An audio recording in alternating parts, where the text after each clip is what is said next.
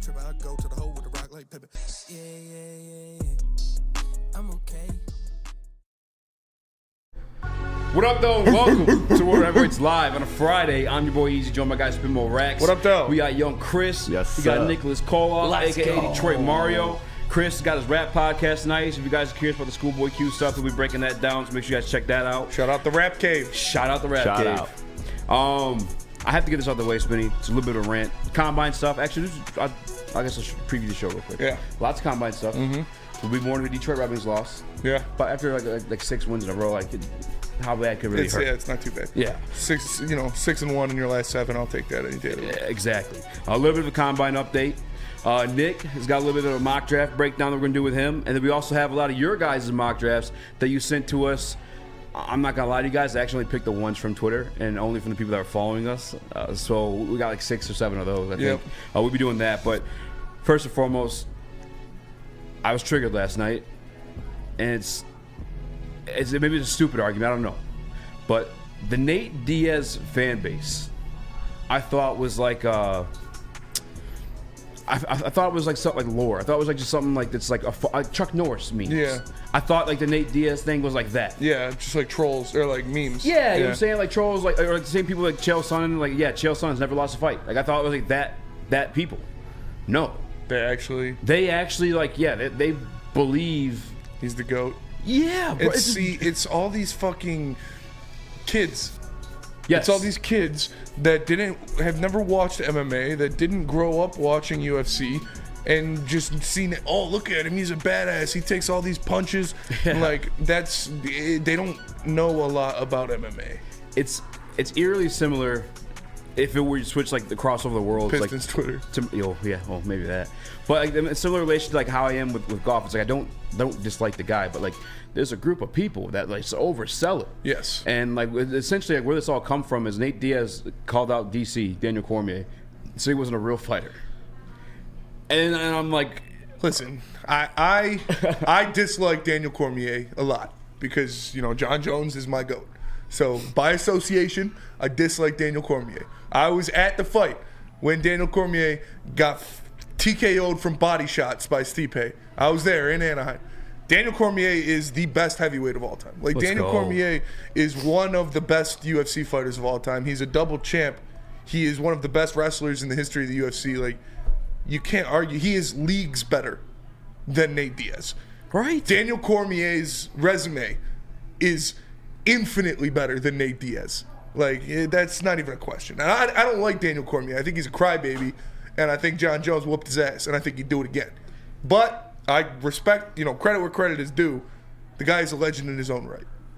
And to be fair, bro, like, I used to not like Cormier either because I was a John Jones fan as well. But John Jones kept cheating. At a certain point, like Daniel Cormier, I just had to like respect his body of work because like at 5'9", if you guys are familiar with UFC, like the light heavyweight divisions where Cormier originally fought, those guys are generally like from like 5'11" to like 6'4", 6'5", big dudes, long reaches. That is the light heavyweight division.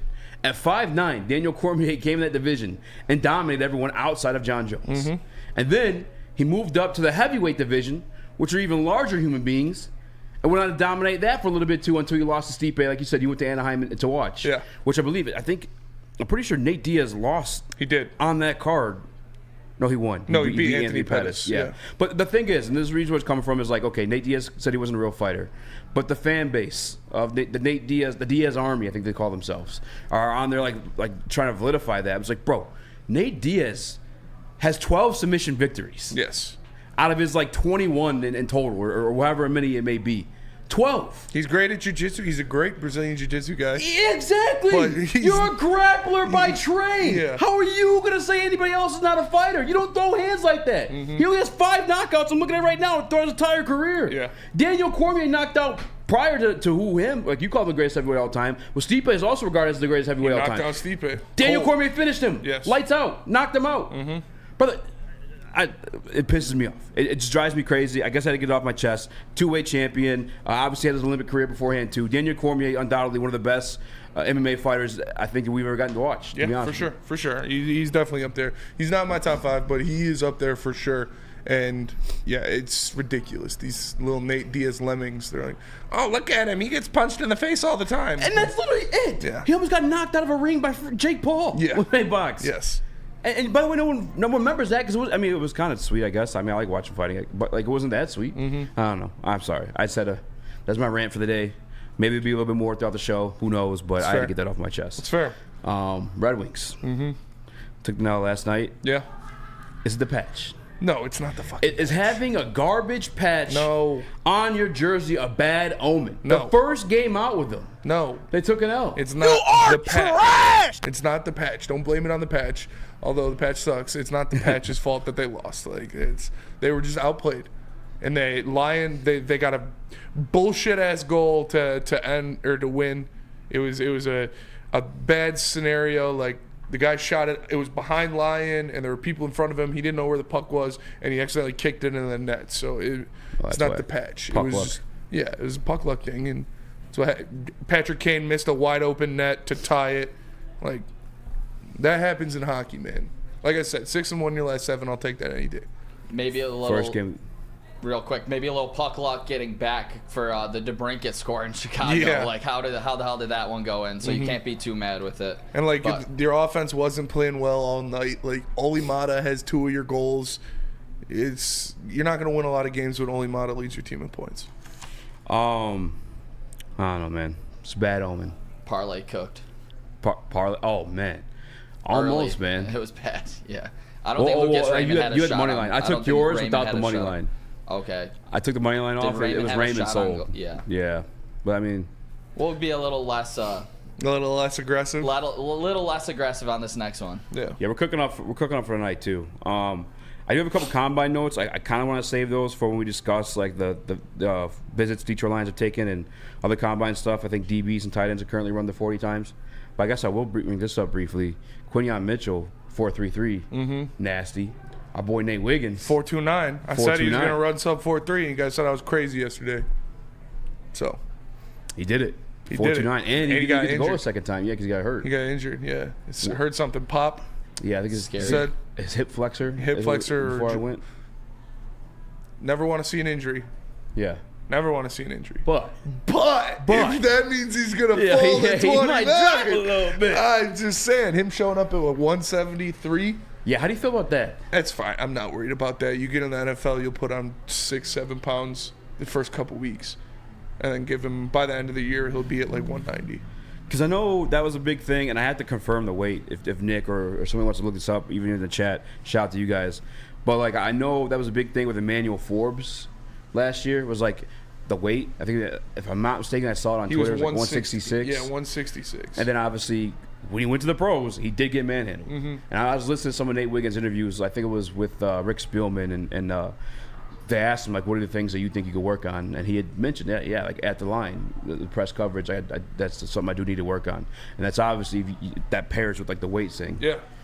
Like I said, We'll see. you get him in the league, you get him through a training camp. At the end of training camp, he'll be 180. Yeah. Like from just the dietitian and the weightlifting and different things like that. And then by the end of the season, he'll be right around 190. So So the NFL money too. yeah, exactly. I'm not worried about. If he was like 170 flat, I would have been worried. But Yeah. 177, that's not too bad. I think it was 173. 173? Let me confirm. Or I I don't- think it was 173. That's But what's on the sheet. like I said, he'll be at 180 by the end of camp. Yeah. So that's fine. Yeah. I think he'll still be good no matter what, in my opinion. It's respectable, but like you said, but you know, one thing I will say though, as much as I love him, I didn't like perceive him as like the Dan Campbell type in interviews, and I'm not Dan Campbell or Brad Holmes to make that call. So I wonder if we're gonna be in like another Jalen Carter situation, where we're kind of like just butthurt. It's like, come on, he's right fucking there. We'll see. I don't even know if he'll make it to 190 or to 29 anyways. Kool-Aid McKinstry, there's a couple comments on Woodward Sports Chat too. He had found out that he had a Jones fracture in his foot. On his toe, yeah. But guess what? He played the entire season with that. So I'm thinking, because I've only really watched like That's what 23 Chet tape. had, right? Isn't that what Chet had? No, Chet had Liz Frank. Liz Frank, yeah. Yeah. Jones like less serious, I guess. But I've only watched the 23 tape, and I was actually talking about this with Dosa Dan last night too. Like the knocks on him that we had were like he wasn't really sticky to the receivers. Like when it comes to like the top of routes or when like they're going intermediate when they're changing, like that quickness, I guess. Well, maybe was that a part of it? I mean, he was playing with the Jones for actually the entire season, didn't even know. Definitely is harder to take different cuts and different things like that when you got a broken toe. Another guy, I saw him in some mocks following to us anyway, but now does that confirm he follows to us? I mean, Kool-Aid? Yeah. Is that Kool-Aid Honolulu Blue? Coming out of 2022, Kool-Aid was considered a top 10 pick. Yeah. Like everywhere you looked, Kool-Aid was going top 10 after 2022. So this definitely could have affected his season. Coming out of Jonesboro South. Yep. What? Nothing. Well, also, Kool-Aid McKinstry, one of the only 2 DBs confirmed to have met the Detroit Lions. So, I mean, that's something to keep an eye on. And we all know Brad does like drafting injured players. And by the way, he's going to be ready to go by camp to keep saying too. So I don't think it's anything like would drop his draft stock in my opinion. Yeah. Nate, maybe, because like it happened. The weight, and it happened like there, Yeah. So we shall see. But we do a lot of draft stuff to talk with you guys about. But before that, we got to get into a little bit of Red Wings. Let's cut the break. You want to cut the break a little bit early? Yeah. Come back? All right. Let me tell you guys about Planet Fitness. Just kidding. Spinny's going to tell you about Planet Fitness. What? Oh, Planet Fitness. Planet Fitness is the home of the judgment-free zone where anyone, and we mean anyone, can feel comfortable and work on their fitness goals. At Planet Fitness, you'll experience a squeaky clean gym that has tons of equipment, a full-body workout in just 30 minutes to a 30-minute circuit, and all memberships include fitness training. You get all this for just $10 a month, no commitment. No matter where you are, there's a Planet Fitness close by, more than 50 in Metro Detroit and thousands more throughout the world. Planet Fitness, where fitness is essential. Love Woodward Sports? Love wearing clothes? Then you should be wearing Woodward Sports clothes. Check out our full line of merch at woodwardsports.com. Just click on shop. We have all your favorite designs, like Dan Campbell kneecaps, Woodward golf, and of course, our own logoed out merchandise. Men, women, infants, kids, all love Woodward Sports. Impress your friends. Impress your boss. Impress your dog. Buy Woodward Sports merch today.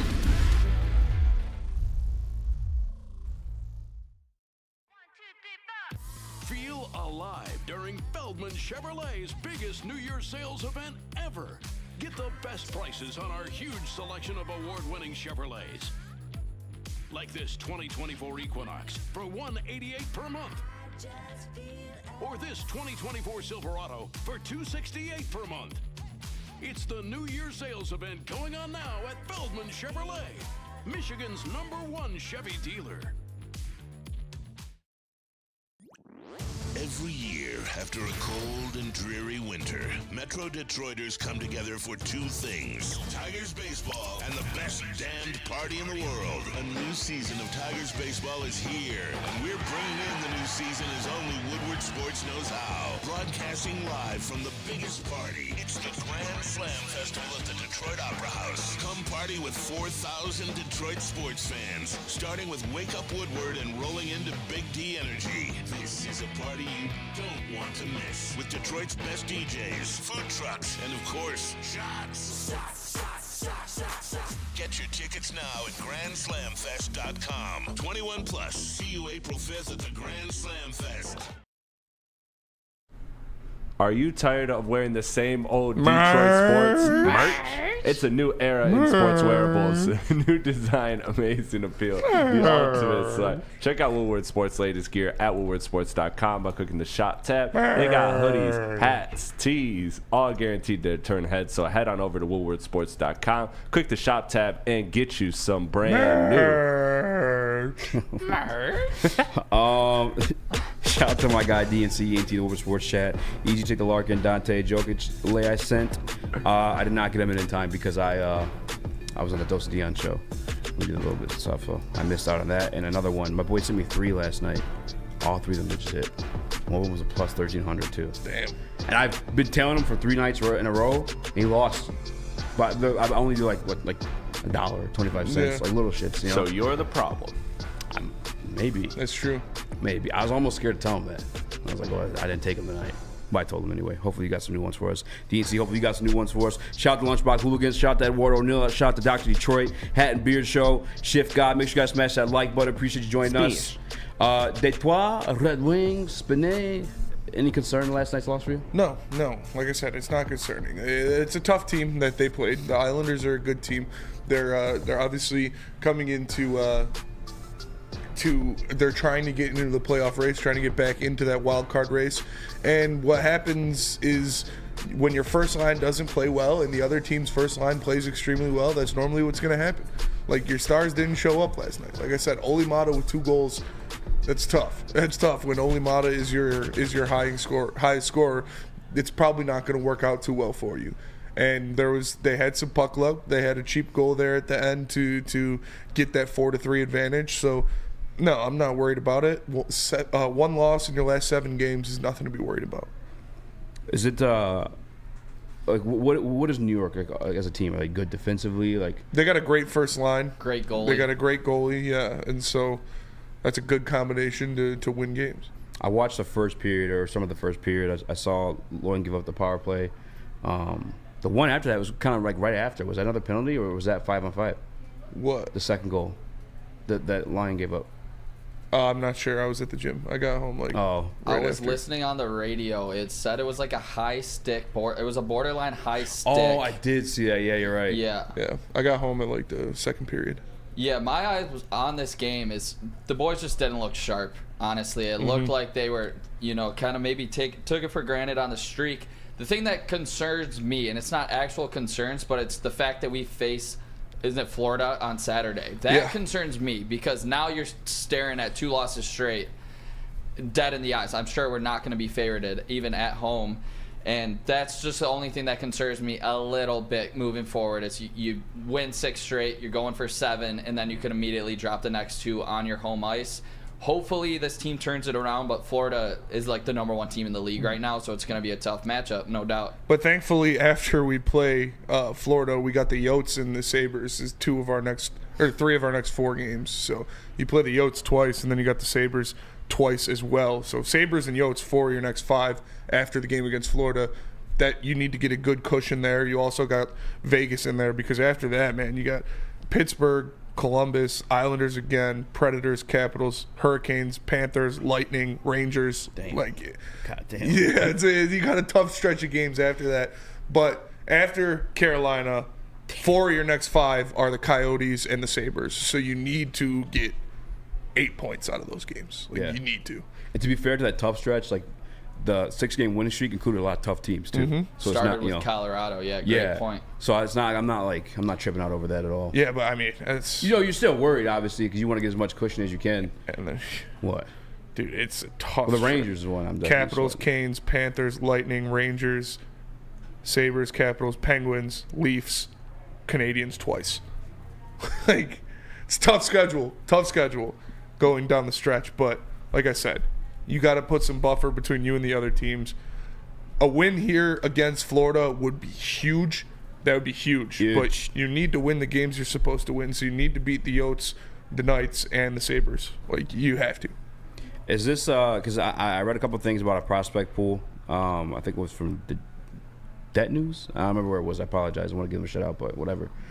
Mata with 2 goals last night, and we talked about a little bit yesterday too. Like someone you probably need to clear some space for, or just to clear like your cap a little bit. That 2 goals help make that happen at all? Nah, I mean, I didn't get to see him score. I'm so saying, high, were they so sexy or what? One of them was pretty good. One of them, he stepped up on the break and he buried it into an open net. It was a good shot, honestly. But no, those 2 goals were as much as he scored this year. Like, he doubled his goal total last night. So that's nothing that's going to improve his stock anymore. But if you're looking to cut a guy on that back end, it's going to be Mata, Petrie, or Hall. More than likely Hall because he doesn't even play. Just a fan says wrong time to put a patch. ... Hockey players are very superstitious. Yeah, you shouldn't have messed with the streak. I agree with that. 100% agree as well. I still think it's weird to put it Bad on timing. mid-season. Like why? Like, like that's Yeah. That's mob shit. Why wouldn't you just announce it Yes, for it next is. season, I yeah. like, that seems normal. I don't like it at all. And I mean, I know Patty Kane got that one goal, but he should have had the second goal. And I think the whole entire momentum of this game, this was the first time me like watching as like a fan. It was the first time I was like, damn, Patty's not really having a great game. I know he did get that goal, but 10 seconds he was, into the third period. Yeah, he was turning the puck over a lot. Like it was like falling off his stick for some reason. And then he obviously didn't finish the one for DeBrincat. I think it tipped the post a little bit. Yeah, he hit the outside of the post. That was a tough shot. It was a wide open net too. Wide open net. DeBrincat set him up beautifully. It was the first time we've seen him like not be Superman. Yeah, you know? it's- I mean, and which is 100% happens. normal. You Yeah. know, we're picking at straws here, but Yeah, everybody's gonna have games like that. I wouldn't be surprised to see him go for 2 points against Florida. Like, be pissed that he played like that. Pissed that he missed the open net to tie the game with 5 minutes left or whatever it was, and go out there and have a good game against Florida. And on the last note for me, but it was good to see them bounce back. You know, they could have just easily given up, but they tied the game twice at 2 different moments. So that was good to see for the Red Wings. Sadly, when we did get scored on at the end, I believe the Jared Goff chants were going around LCA. yeah. How are you guys feeling about it? I'm going to address that it's a right big now. topic. Like, Red Wings fans, Detroit fans, love you guys. Love what Jared Goff did for our team. That Stop with the Jared Goff chants at Red Wings games. Chant Dylan Larkin. Chant Patrick Kane. Chant Mo Sider. Chant Lucas Raymond. Or just stick with the Let's Go Red Wings. Chant for the guys busting their ass, trying to make a playoff appearance on the ice. Like, I understand we love what Jared Goff did for this city. Love what he did for the franchise, and it was huge. Yeah. The first couple times, it was cool, but stop now. Because the first No time more of the Jared Goff chants. it was during the playoff run for the Detroit Lions, so it made sense. Yes. Yeah. And like me, I didn't say anything, but the first time, because it happened in like the last game too, if I'm not mistaken, and I was cringed out by that. I'm Yeah. like, but I don't know if I'm a hater. I get called a hater all the time. Like, is that just me being a hater, or like, is this shit kind of like cringy? It was kind of like we're still on this, like, you know, it's like Spencer said. Congrats, Nick. Cheer for the players that are Yes. there and playing. Like, he did great things for the city, but that time is past. Like, Yeah. focus on a Especially team the that whole time, you have man. another playoff team right now to be. Yes. You have to be guys happy on. You have about. guys on the ice busting their ass. Like, I appreciate Jared Goff and what he did. And the first 2 times, it was cool. It was cool to hear the city like that. But now, stop with the Jared Goff chants. Chant for, like I said, Dylan Larkin. Chant for Mo Sider. Chant for Patrick Kane. Yeah. Or the Let's Go Red Wings, which is a timeless classic. Chant for the guys on the ice busting their ass, trying to make the playoffs, trying to give you guys that same feeling that the Lions did. I'm just happy it wasn't me who had to bring it up. That's all I'm saying. Because I thought it and I hated it, and then I'm just glad like it's like a universal. It was cool thing. at first. Absolutely. But, like, now, But again, at first they were in the playoffs. The that Lions were shit. currently in the playoffs. So and it they made were, sense. They were going from Lions game to Red Wings game. Exactly. So that made Yeah. a lot more Like- sense at close the yearbook. but you know? that shit now. Like, Yeah. unless he's at the game, Yeah. Yeah, unless Don't do he's pulling the horn for Yeah. week 1 Yes. against after a fat new contract or Yeah. something, he shows up for the first playoff game. Maybe they were trying to, get a little bit of the Lions aura going there.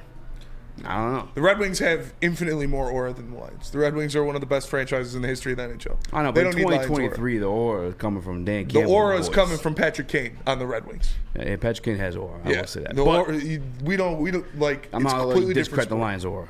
Come on now. Dan Jared Campbell. Goff does not have aura. Look at this bitch.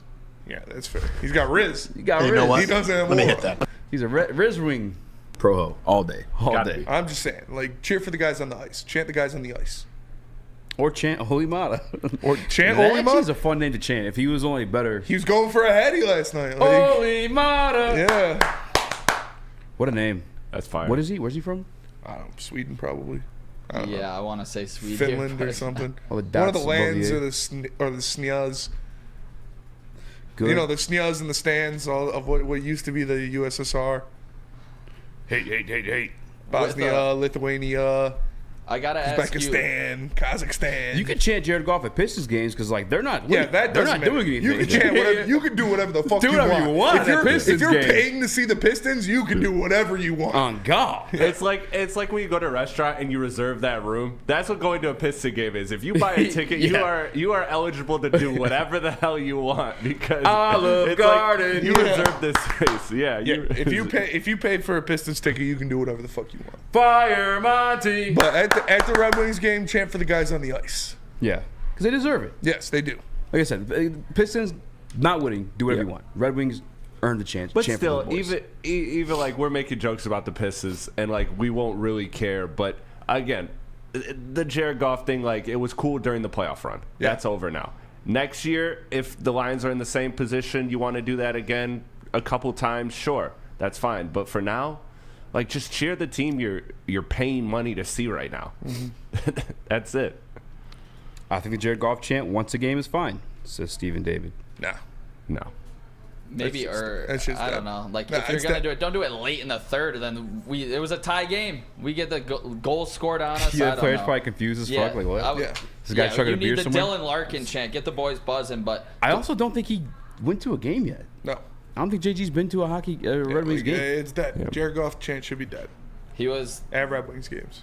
Yeah, he was the hero of Detroit for the two playoff games in here, so I understood it coming off King of of that. Detroit. But question, He's leaning from in Finland, towards said Lunchbox Hooligans. shout out. I knew it was one of the lands. Going into tomorrow's game, I just got the odds for you guys. Land. The 3 o'clock game at LCA, you know those are going to be crazy. Tickets Yeah. are expensive. Wings are plus 128, Panthers minus 154. So we are slightly big underdogs at home here. How do you think they respond, Spenny? I think they bounce back. Like I said, I think Kane has a big game. I think Kane has a bounce back game. I think the refs have a bounce back game as Yeah, well that was because the tough on some fucking parts. stripes last night were terrible, man. There was like I saw 5 blatant trips that they just didn't call in the third period alone. Like the stripes were fucked last night. So I think Kane has a bounce back game. I think they get a goal or two on the power play, and I kind of want to say they win it. It's tough. They've been Fucking- showing up for these big games, man. Florida's got a wagon, dude. They're probably the best team in the East. It's either them or New York.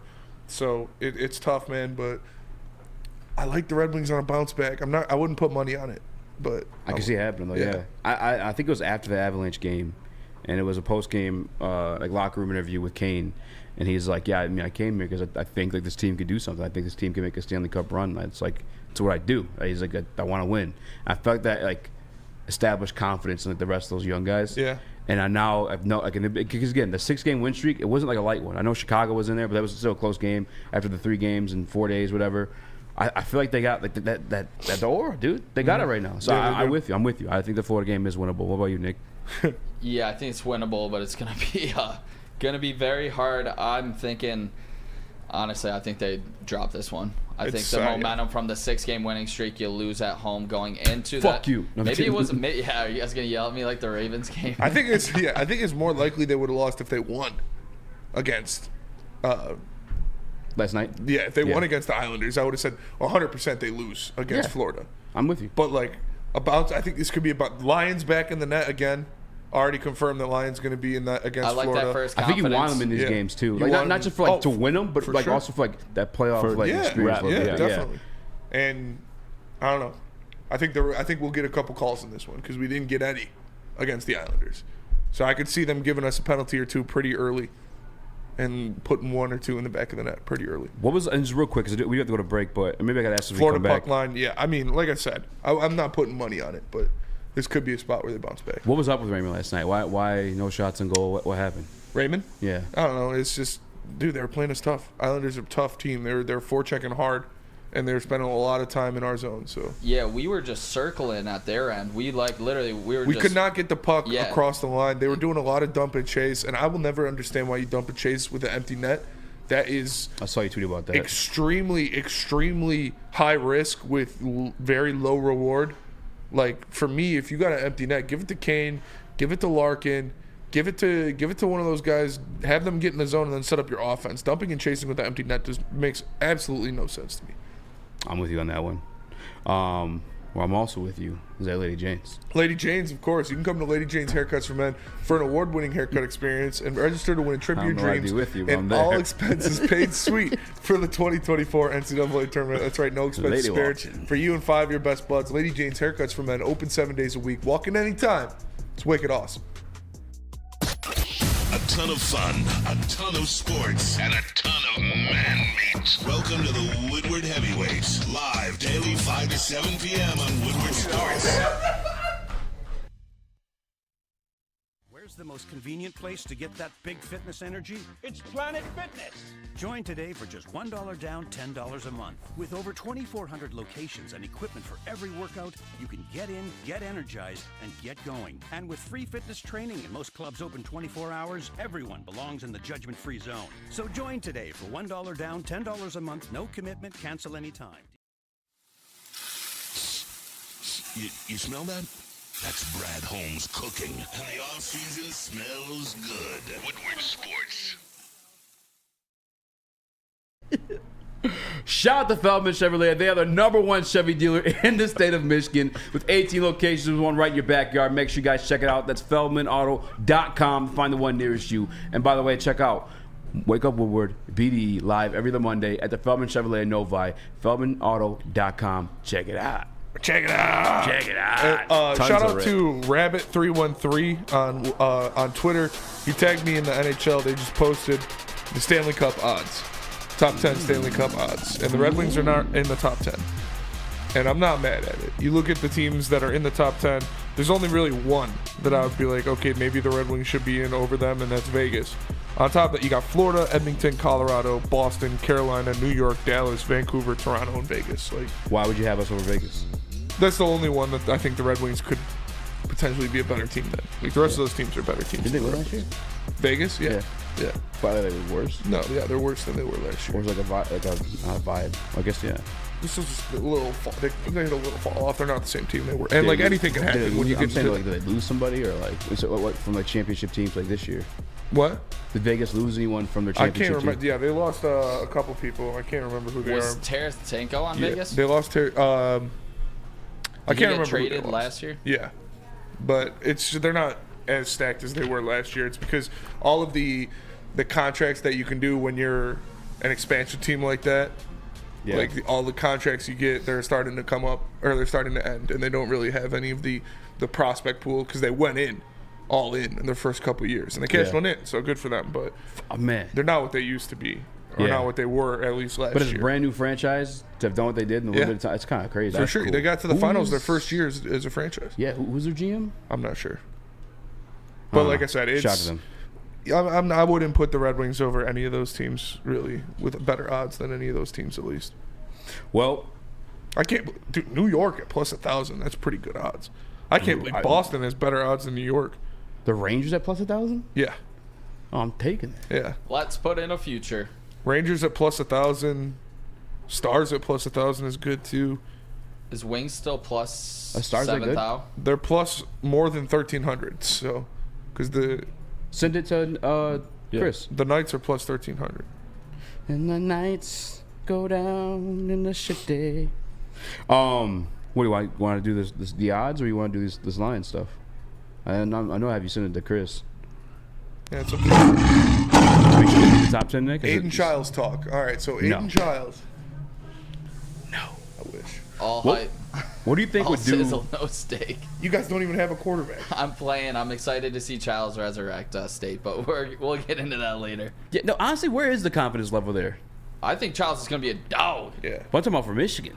Oh, we won the Natty. Yeah, we won the Natty, bro. I feel like you're in like a skit right now. We won the Natty. I'm just They messing can around. bank that. I would say the same thing. For sure. They can bank that We for a won couple the years. Natty. Yeah, I have no idea. Really I did. mean, maybe start Jaden Alex Orji? Davis. I would start the freshman because you're going to have tough schedules coming up. You're going to lose at OSU anyway. So I just have no faith this year, especially after Jim took the whole coaching staff. I guess we'll have to see when camp breaks and kind of how the roster's looking, because the defense is 100% legit. It's just, are they going to be able to score points? Is it just me, or like did they like? I feel like you guys didn't really get to do credit after that one. Like, I don't know if it's because we're in the news site, like we work and we have to talk about something new every single day. Filthy fucking cheaters. No, but is it because like we work at like a 24-hour news cycle, like? Yeah, I as we mean, do for work, I or, like- expected these guys to take a lot longer of a victory lap than what I saw. Like, Yeah, I feel like, even Michigan fans, I feel like didn't really bask in it as much as they should have. It's weird. If State won, I'd still be wearing the fucking shirt. Bro, because I remember when they won even just like the Rose Bowl, we were freaking out. Yeah. Like, I remember just going crazy. Like, I don't know. Do you feel like you guys got to do credit for that one or what? I personally, I was celebrating. I was celebrating all week. It's gotta be a that shirt. was yeah. Yeah, I was celebrating all week. Yeah, I was having a lot of fun. I woke up every single morning. I get roasted in my friends group chat all the time for being a Michigan fan, always coming up short. So all week I just said, I can't say it on air, but say it. I did voice The N-word. memos all week as soon as I woke up. Good morning to everyone except you guys that aren't Michigan, But super explicit things that you are not allowed to say on air. That's fair. That's fair. No, say them. No, it's probably words you literally can't say on air that we won't even say on air. So I'm not gonna. Don't force him to say it. But My best impersonation of Gus Johnson. Yeah. I think they know they're cheaters, so they didn't bask in this. No, I'm just kidding. Oh. No, I'm just kidding. Everybody cheats in college football. You just got caught. Tis fair. I want to give this Lions one its due credit, so maybe we'll do this one. We'll jump into this one. Chris, do you have the screenshots from the National Scout electing Brad Holmes with the best draft? Yes. Yeah. You see that? Yeah. How the that? turntables. Oh, how the turntables. All that shit they was talking. All that shit they was talking. I can only assume this is the entire Detroit Lions scouting staff. So congratulations to them. Congratulations to Brad Holmes. Where the fuck you at, Mel Kiper? This And isn't here's the like tweet a regarding AP MVP. Yeah, so okay, it's from Ari Marinoff. He says, I definitely butchered that name. The Ari Lions Miroff. were awarded the best draft award at this year's NFL Combine, as voted on by the scouts across the league. Detroit's 2023 draft class featured Jahmyr Gibbs, Sam Laporta, Brian Branch, and Jack Campbell. GM Brad Holmes and members of the scout staff, his staff, except it was my name, I was blocking it, accepted his award alongside him. So congratulations to them. The reason why I put this in there, because obviously it could be easy, like tip of the hat, we move on. No. Well, this ain't no Michigan National Championship. We gonna relish this one. We gonna take the victory laps on this one, because a lot of us, and I said us, not you guys, us, we're talking shit about it. Me, to be honest with you, I was just queasy about it. I was uncertain of it. I wasn't necessarily talking shit. Matter of fact, and I didn't have the guts to tell him, but my man at the corner store I went to was like, yo, you work for Woodward. Yeah, you were talking that shit about Jahmyr Gibbs. No, I wasn't. Yeah. I just didn't know what was going to happen. I was caught off guard with that. I never said it was going to be bad. But what's cool about this award, it's not the AP where it's the media voting it in. It is the scouts from around the league. Mm-hmm. It's your peers. Yes. And I always feel like, and at least for me, that perspective, I always feel like that's like more, I guess, satisfying or gratifying than like it being writers. Yeah, when you have your first four picks play pivotal roles into you making an NFC Championship game, you can't tell me that it wasn't the best draft class in the NFL. Like, it is great when you're. That's why I like the top 100 list in the NFL, because that's their peers voting on them being better than other people. Mm-hmm. That's their peers saying, yeah, you're one of the 100 best players in the NFL. I agree. So that's what it means more. And this being scouts around the league saying, damn, he knows more than we do. That's basically what they're saying. Is damn, this motherfucker Brad Holmes knows more than we do. Yeah. Because all of them questioned all of those picks, and they all worked out. Yeah. I mean, really, to be honest, though, I don't know where the scouts per se question it, but more so like the GMs or the analysts. Oh, you know what I'm saying? Because there was somebody that came out afterward after the. We don't do that when he's talking about drafting a running back in the first round. Oh, the GM said that? Yeah, no, one of the analysts. He's like, we don't do that. Oh, yeah. Dude, how about this? Yeah, speaking of one of these things, the fucking nerds from PFF. First of all, you ain't rapped long enough. No, but seriously, the guy, the bald dude with the beard, he's like Irish or some shit like that. Yeah. How, I don't know, like, no disrespect. Obviously, like, he knows shit has to be validated, but how did you become validated from Ireland? You didn't even grow up with football. Yeah. That one kind of threw a curveball at me. And then the other guy he does a show with was a baseball player. And he's like their lead guy. But I guess baseball's big with numbers. I have no clue. But those guys, those two fucks on that show held on to Jahmyr Gibbs being a bad pick all the way up until after the season, until just recently they kind of like, well, I guess, yeah, you kind of just grab the best player. Because they want to hold on to like you don't draft a running back in the first round thing. Let it go. Yeah. Let it go. Admit you're wrong. They made the, yeah, exactly. I do it all the time. I admit I'm wrong. No, he doesn't. I admit I'm wrong, and I move on when I'm wrong. And you guys got to do the same thing. Like, Jahmyr Gibbs was not a bad pick. Jahmyr Gibbs in a redraft would go top 10. Yes. Still would. Yes. Still would. But yeah, I remember somebody came out after the draft that said they would have drafted Jahmyr Gibbs too had he had like fallen. But it wasn't like directly. It wasn't like at 13 or something like that. But still, it was a masterclass performance. I think beyond like just the picks themselves, the way he maneuvered the draft. Because going back to like and I always forget the name of it, Inside the Den. I got it. But the way he maneuvered that draft, where it's like, yeah, he got Jahmyr Gibbs, it was a great pick, but don't forget he traded back, got Jahmyr Gibbs, and along with that, you compare that into the Sam Laporta pick. That kid's already a top 5 tight end in the league. Yeah, that's fucking nasty work. And then going back to why I brought up the Inside the Den, if you guys watched it from after the draft, Brad Holmes, day 2, first thing he said in that clip was like, yeah, I really want Sam Laporta and Brian Branch here, like on day 2. Let him cook. And he got them both. Yep. Like, he just spoke that. Like, he made sure it happened. Like, that's just like wizardry. It's just like it's like whatever movie I told you I want to go see with that with the I don't want to say the name. I almost said the B word. Where the girl's writing the stuff in the book and it's coming to life. What are you worried about saying bitch for? They're not bitches. The only B word you should call a bitch is beautiful. All of them. Bro is getting soft. No,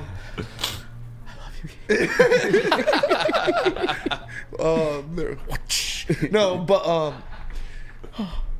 what? Oh yeah, that stupid fucking movie about the writer. Yeah, but that's what Brad Holmes was like in that draft room. Though I was like, yeah, I want this and this, and then it just happened.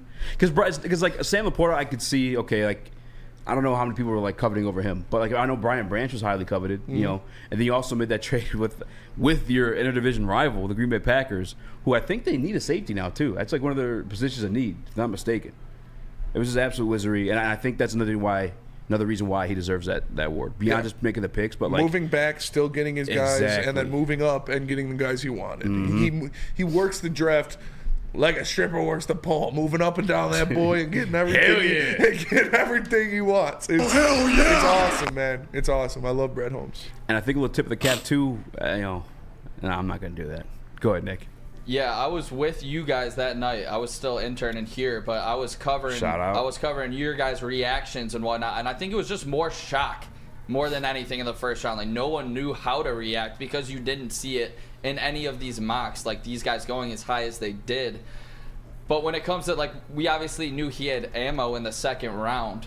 But then he drafts Sam Laporta over a Michael Mayer who was projected like top 18 in all of the mocks. Flannel did not like that. Yeah, I didn't like it at first either. I was like, well, who's this Laporta guy? And then they throw on the tape and he's breaking 7 tackles against Kentucky. Yeah. You're like, whoa, okay, let's do some more digging here. And I was always a fan of Brian Branch. But it's just like, you do have to let the draft play out. But obviously people are going to want your reactions right away in the first round when he does make a surprise pick. Like, you're never going to get that one just right no matter what. But I'm super proud of Brad Holmes. I'm lucky. We are so lucky he's our GM. And draft nights just continue to get better with Brad Holmes. Yeah. When we get back, speaking about surprise picks, we're going over the Detroit Lions official, well, not the official, but the confirmed draft visits they had throughout the combine process. And I have a little bit of a theory, Spinny, and one I know you are for damn sure going to like. But first, I got to tell you guys about Ferry Pack Company. For 60 years, they've provided Michigan's finest hotels, restaurants, and casinos with the finest prime beef, dry-aged beef, and Wagyu beef. You can get that stuff, the same quality, delivered to your door with fairwaypacking.com, or you can stop by in store in Grosse Pointe. That's fairwaypacking.com. How would you like to win not one, but 2 vehicles of your choice? One for you and one for your wife, your girlfriend, or your best bud. Get to Lady Jane's today for an award-winning haircut and automatically enter for your chance to win. Courtesy of Les Stanford Buick GMC of Ferndale. Lady Jane's, open 7 days a week, walk in anytime. It's wicked awesome.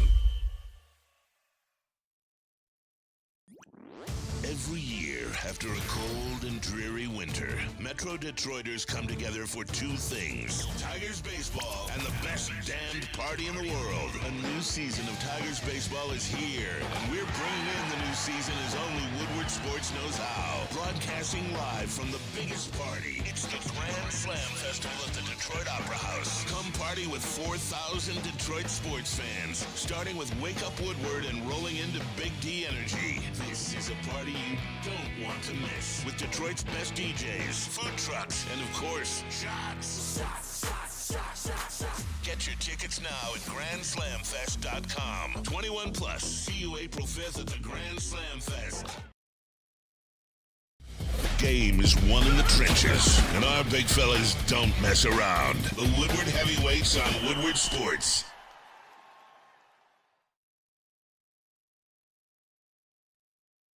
Alta, March 5th on a Uptime. Tuesday at Matters.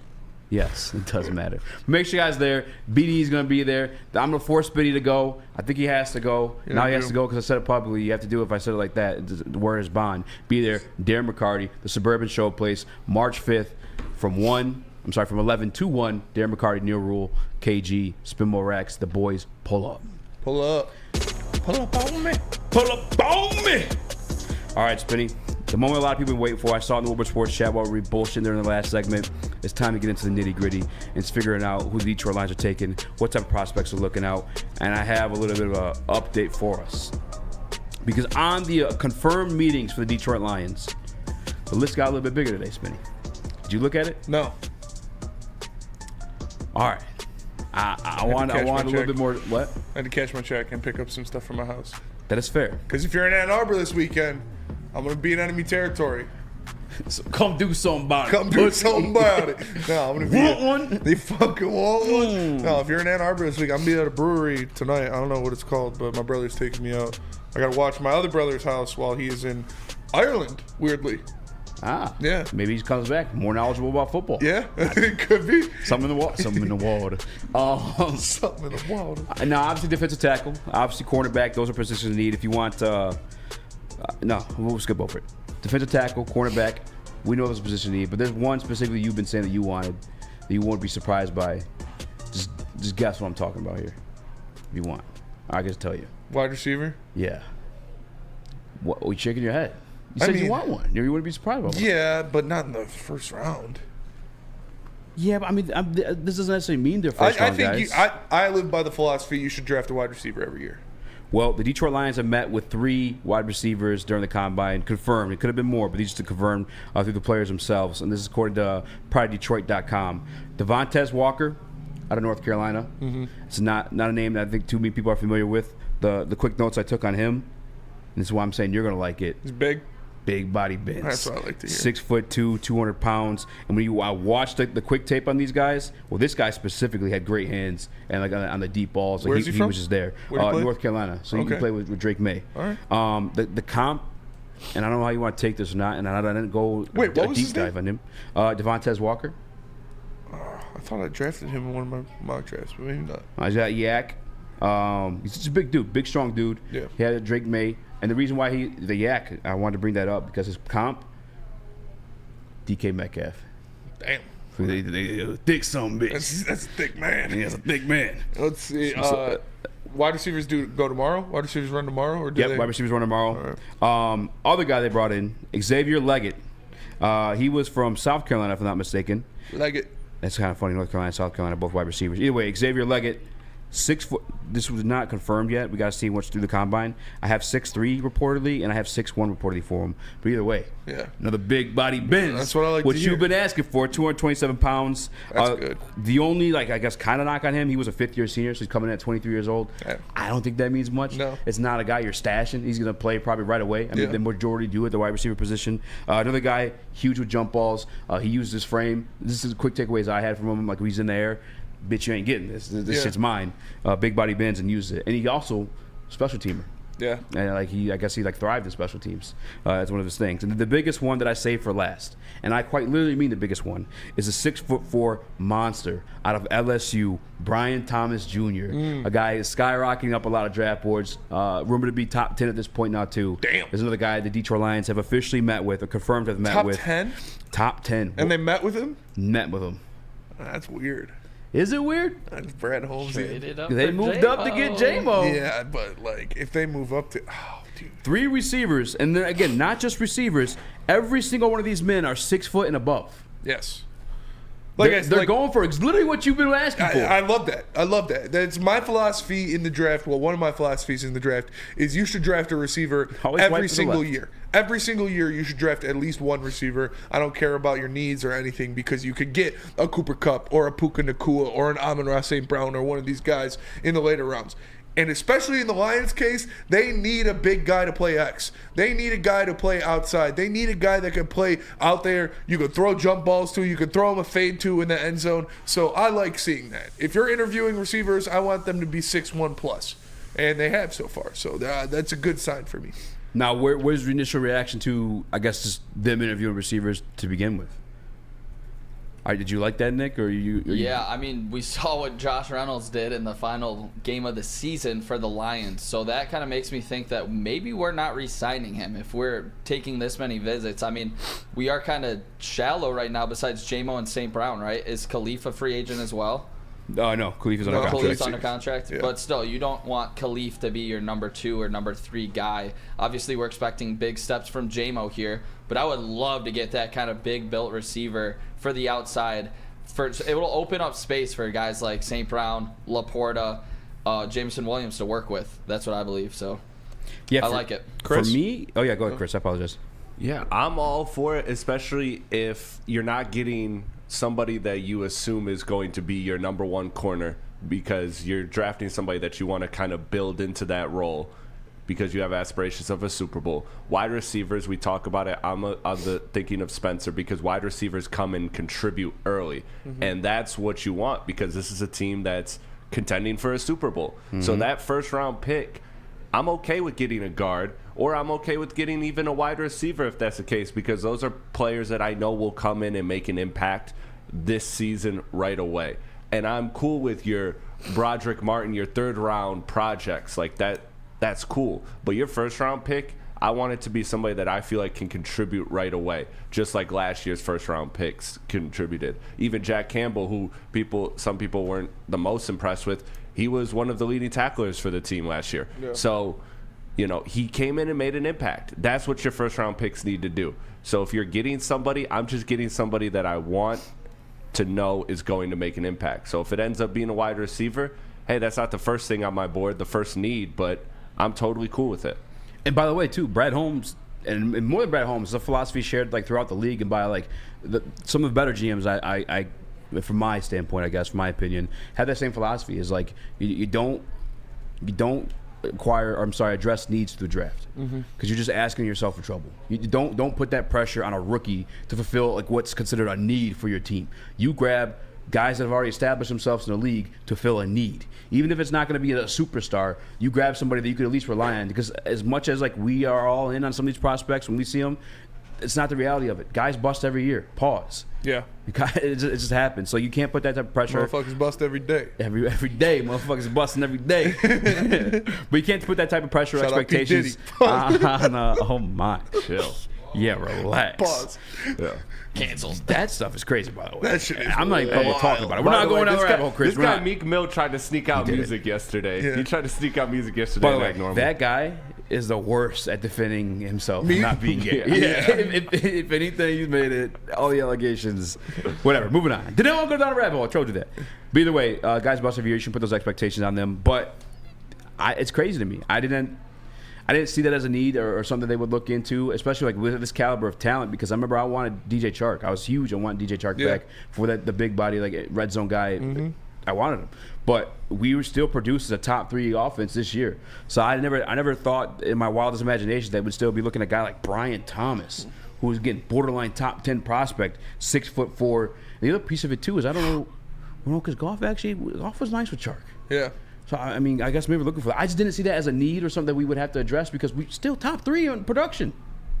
But I guess it is. My other thing, and people aren't going to like this one, the Amon-Ra St. Brown contract discussions are happening like actively at the Combine right now. That was reported like yesterday too. Could this be any type of protection in case those numbers go south? Because remember, we put out the $25 million, and we got hit up personally by people in this camp saying, that's cap. Yeah. No disrespect whatsoever, but I'm sorry to tell everybody the truth.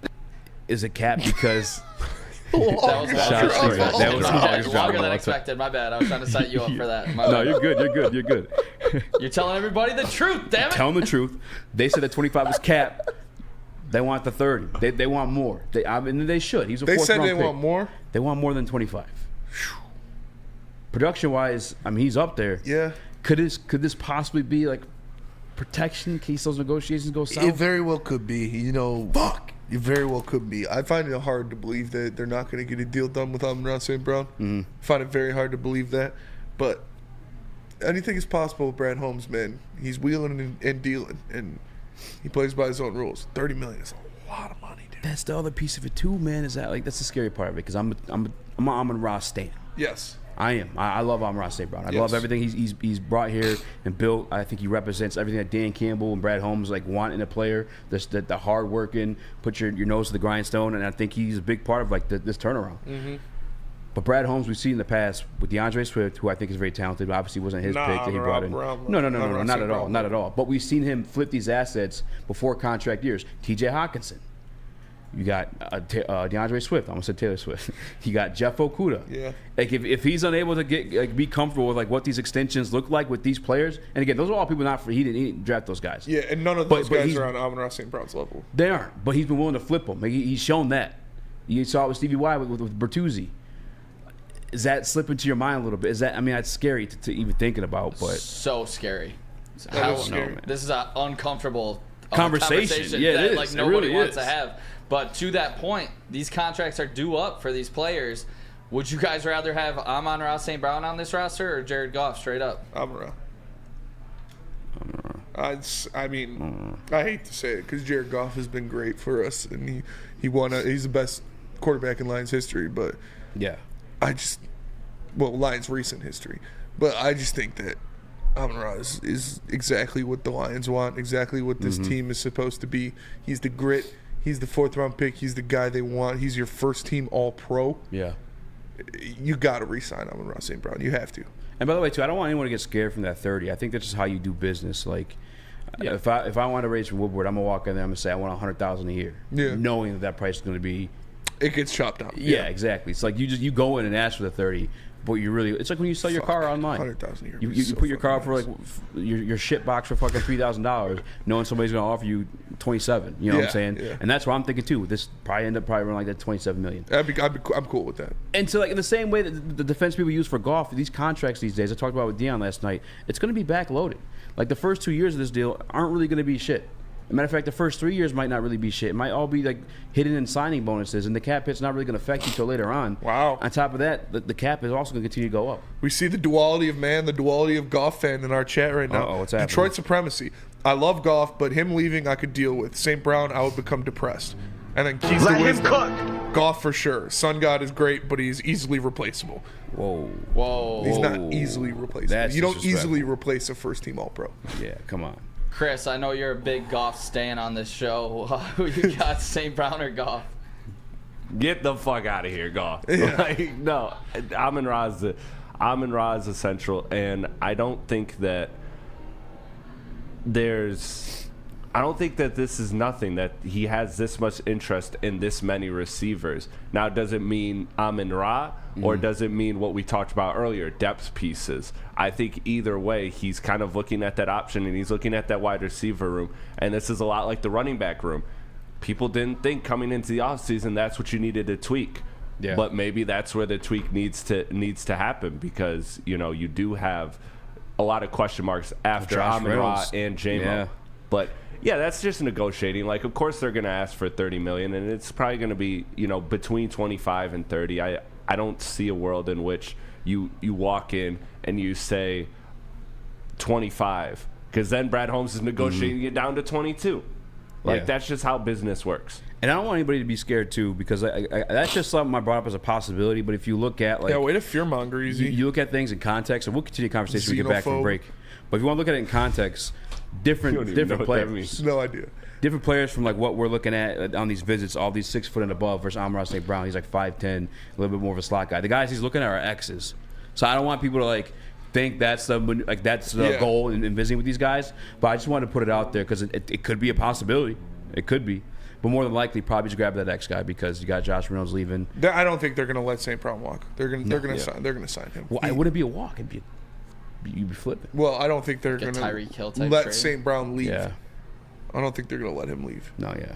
Let me tell you about Jack Labrador. Football season is officially over, and spring training is here. However, Jack Labrador is 24/7, 365 days a year.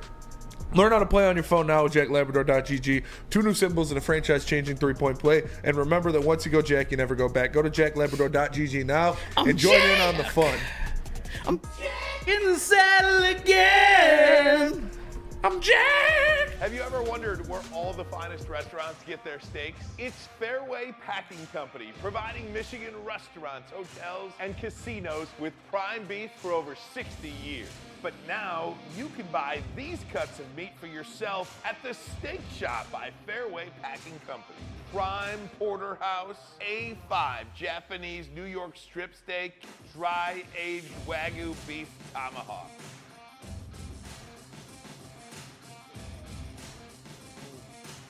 Delicious. Get to the Steak Shop today. Enjoy fine wine, have a private party, and get the finest cuts of meat anywhere. The Steak Shop on Mack Avenue in Grosse Pointe Woods, or order online, fairwaypacking.com. You smell that? That's Brad Holmes cooking. And the off-season smells good. Woodward Sports. At work and at home, we're there with smarter security solutions. Featuring complete automation with customized alerts and more. For over 90 years, we've been the company that's been counted on to protect what matters most, all with personalized service and care. Right now, for a limited time, receive a free video device plus free installation with a new home system. Guardian Alarm. We protect Michigan. Wake up, Woodward! Woodward Sports has a new morning show. Start your day with Wake Up Woodward. Monday through Friday, 8 to 10 a.m. live on Woodward Sports. Join Kool-Aid, Flannel Sam, Broder, JB, and KG every morning as they cover all of Detroit sports. Sports talk, banter, and live fan interaction. All on Detroit's #1 sports network, Woodward Sports. Buongiorno. Arrivederci. Welcome back to Woodward Heavyweights live at WoodwardSports.com. If you haven't already, hit that like button celebration on Nick Seggs. Smash Nick Seggs. Smash Nick Seggs. DNC Inky. Stop tripping. I'm a Ross St. Brown ain't going nowhere. Why'd you say it like that? I don't know. I just wanted to.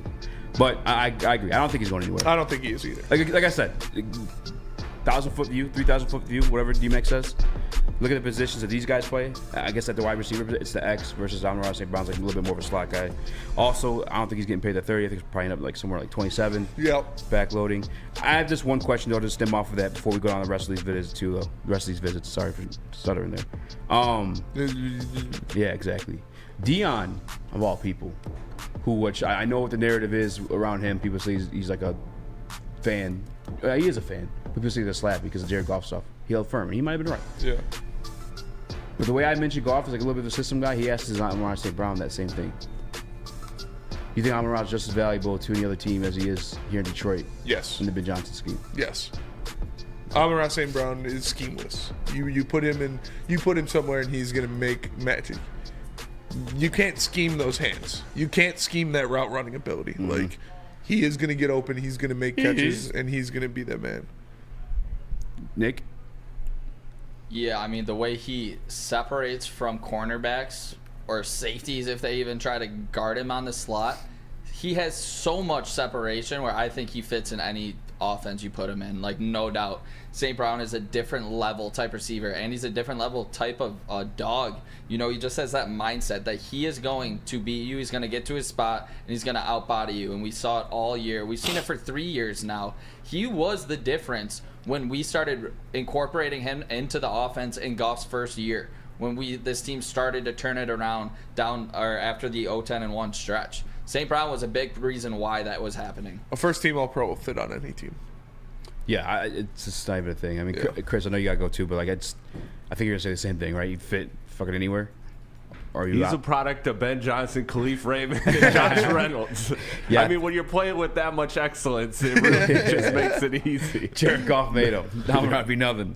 Oh, God. No, he's got that dog in him, man. He really does. And I agree with Nick. I think that's the best point to put out. And he also got that, like, the awareness that he's been trying to teach JMO is like, and Brad Holmes talked a little bit about it today too. Or not today, but this week, that like JMO had to slow down. He had to like learn like where to stop, especially the type of offense they run. It's a lot against a lot of zone. Is how you would want to guard it. That's what he's fucking great at. Like he's so good at finding holes in the zone. And it's like he doesn't have to be the most athletic guy out there. He didn't run a great 40. Mm-hmm. He fell to the fourth for a reason. But his awareness and just that dog in him, he's gonna outwork you. And he's got excellent hands, by the way, too. Yes. Top 5 hands in the league. Oh yeah. Chris. Yeah, that's my question is, like, all jokes aside, he is the core of this system. So how would you hypothetically, we're all expecting him to stay, but hypothetically, how could you see a Ben Johnson offense change without a guy like Amon-Ra? Because he is kind of the core. He's a pivotal piece to what they want to do, for sure. I will say, though, I believe outside of like 2021 when things were going bad, I do believe they've won the games without him the past year. Like, I know he missed, I think the Carolina game he was out for. I think he might have missed like 2 games this year. I could be wrong. Maybe it's just the one. And the year prior, too, I think they also – no, actually, no. They got their ass whooped by the Patriots last year without him. And the Dallas game, too, they lost. Bailey Zappi. Bailey Zappi, shout out. I want to bring it back real quick, though, to these wide receivers because, at least in my mind, the Brian Thomas one is something – I mean, he's not falling to 29. No. That is a piece you'd have to trade up for. If Brad Holmes traded up for a wide receiver, where we at with that? With that information. If Brad Holmes traded up for a wide receiver, I'd do your thing, BH. Yeah. I ain't gonna touch it. I ain't gonna say I like it, but fuck it. You got another playmaker, so I'm not mad at it. But shit, you better sign some defense. I'm with DNC and T, by the way, too. Obviously, the initial reaction to it, I would not love because, again, top 3 offense without that thing is fat today. Yes, it is. You wouldn't need. I don't think it's a need you'd have to do. But if it's for these type of guys, yeah, it means Brad Holmes doing it, whatever. But I also agree with DNC and T. So this class is so deep, we're taking one regardless. I don't think you need to trade up. Push, Dean. Yeah, I think. What? I don't know. I agree. They're taking a wide receiver at some point. I don't think it'll be in the first round. I don't think it'll be in the first 4 picks, but I do think they're going to get one. Josh Reynolds, you think he's still coming back with this news? No, because these guys fit was built like that. Similar too. Think Josh Reynolds coming back after this news? I mean, obviously they didn't draft these guys yet, but they're obviously interested in a 6-foot. I'll tell you one person that Jared Goff did make. It's Josh Reynolds. Yeah, that's fair. He got cut from Tennessee. That's fair. And he was good when he had Goff both times. That's fair. Just a fan. So if Amon-Ra quit football, the Lions are done. No, I'm not saying that. They wouldn't be done. But they wouldn't be done. I think he's good in the locker room as well. All right. He's an extremely pivotal part of what they do. A couple of names on the visits here too, one things I caught because here's like the official list, and let me refresh it too. And shout out to Pride Detroit, shout out to Eazy Sports. They have both these lists. They're matching. Half these things are confirmed reports through our guy Mike Payton. But here's the list. This goes Xavier Levitt, that I told you about, Brian Thomas Jr., Devontae Walker. Those are all 3 receivers. There's a linebacker, Aaron Casey from Indiana, edge Nelson Caesar from Houston, edge Marshawn Nealon from Western Michigan. Yeah. Edge/D lineman Darius Robinson from Missouri, edge Braylon Trice, cornerback Kool-Aid McKinstry, cornerback Quinyon Mitchell, safety Sion Vake, which I actually like him a lot. I don't want to say it reminds me of Troy Polamalu, but that's what he models his game after. He played running back a little bit there too. And then safety Malik Mustafa from Wake Forest. I like Mustafa. I picked him in one of my mock drafts, so I looked him over. He's a bigger guy. He can make plays. Yeah, I mean, only 2 corners on that list. Only 2 corners on that list. It's on brand with what Brad Holmes said. Yeah, he doesn't draft for needs. That's fair. He signs free agents for needs, and the biggest need on this team is a cornerback. So you can take it to the bank that Brad Holmes is going to add a cornerback in free agency. It's gonna happen. I guarantee it's gonna happen. Can I throw one more in there? Yeah. He literally said it's gonna happen. Especially with the snob comment too. Sorry to interrupt you, Eazy, but especially with the snob comment, like that could be him watching the tape on all these cornerbacks in this draft and saying, "I don't see my guy here." I think that's what's reflected. He does do a lot of master manipulating, but he also in context or in hindsight, it is always very clear what he's saying. Like when we go back to last year's drafts, the quotes he had before the draft and then what ended up happening made sense. Those two connected. So this is, to me, more of the same. The fact they said he's a cornerback snob and that he's only brought in 2 corners lets me know that he's just not really feeling the cornerbacks in this draft class. And then that means it's going to get addressed in free agency. Yeah.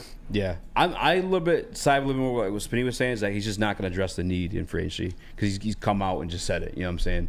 Because he's already talked about it. I think he's already getting annoyed by the mock drafts having these cornerbacks because they hold him to that same standard. Although he shouldn't care because he ends up winning on the winning side like the majority of the time. But the other position, You said you guaranteed a cornerback signing. Mm-hmm. I'm a guaranteed defensive tackle. Yeah. Not a single defensive tackle yeah. on this list. That's true. Not a goddamn one. Not a goddamn one. Look, Nick looked like he about to faint. You got pissed off just now. Whoa. That was an eye opener, right? He almost fainted before. Not a single defensive tackle. I mean, the closest guy to it. And maybe actually we'll go into this after. Wait, what? He almost fainted during one of the watch parties. Like that ass almost fainted? He was sick as hell. Oh, damn. Yeah. All right, actually, I'm going to save this when I come back. There's one guy on this list that I can see becoming a defensive tackle, and it's like a damn good defensive tackle. But first, can you tell us about Big Boy Spinning? Big Boy Seafood Fest is back at Big Boy. Catch it while you can. Dive into the fish and chips, their Parmesan crusted cod, which probably slaps. That looks really good. Perfectly fried clam strip platter or delicious fish sandwich. Clam a Big platter. Boy must try the new mango iced tea, the ultimate compliment for their popcorn shrimp Alfredo, or shrimp stir fry. Every day is a fish fry at Big Boy. And don't forget, every Friday tonight, every Friday night, the all-you-can-eat seafood buffet. So go by Big Boy for Seafood Fest. It's back for Lent. Stop searching for a vehicle and start finding one. Les Stanford Chevrolet Cadillac makes it easy. We harness the power of multiple dealerships and own the biggest selection of GM brands in the area to get you the car you need. With the Les Stanford Group, you'll have access to 4 different dealerships, providing you with more makes, more models, and more choices. We're connected to more than 1,000 vehicles. And with so many high-quality CPO vehicles available, you'll find new car quality at pre-owned prices. You can start and end your search at lesstanford.com today. We don't like to brag that we are the toughest sports network in Detroit, but we do have a guy named Darren McCarty on our side. Woodward Sports.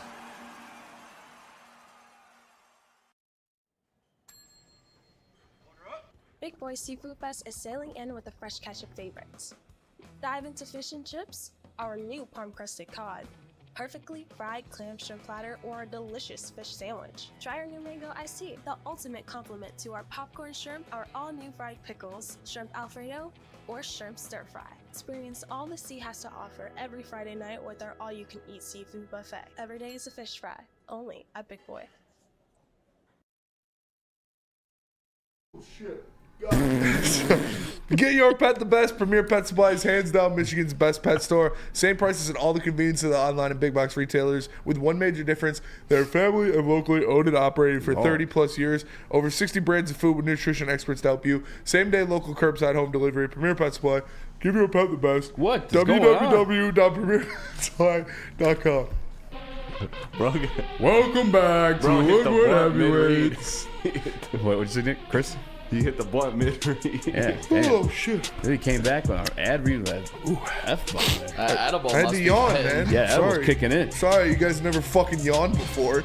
No, we haven't, Hey. Spencer. Smash that like You're a button. weirdo. Yeah. Eduardo O'Neill, starving for topics. I don't think we're starving for topics. We're just connecting dots. Looking at wide receivers. We're having a discussion about them drafting a wide receiver. Yeah, damn, Ed. Damn, Ed. You're disappointing Nick. He doesn't want to have that beer with you now. Smash the like button if you guys haven't already. No defensive tackles in the pre-draft visits. Not a damn one. But, and I should have sent this to you, Chris, and I apologize. I'm gonna do while I'm talking. I'm gonna try to at least. Robinson. I know we're all like kind of turned off about him as a prospect when it comes to, like, as an edge. Yeah. And I, to be honest with you, like, you should. I don't see it there as an edge either. Like, I'm in the same camp with you guys.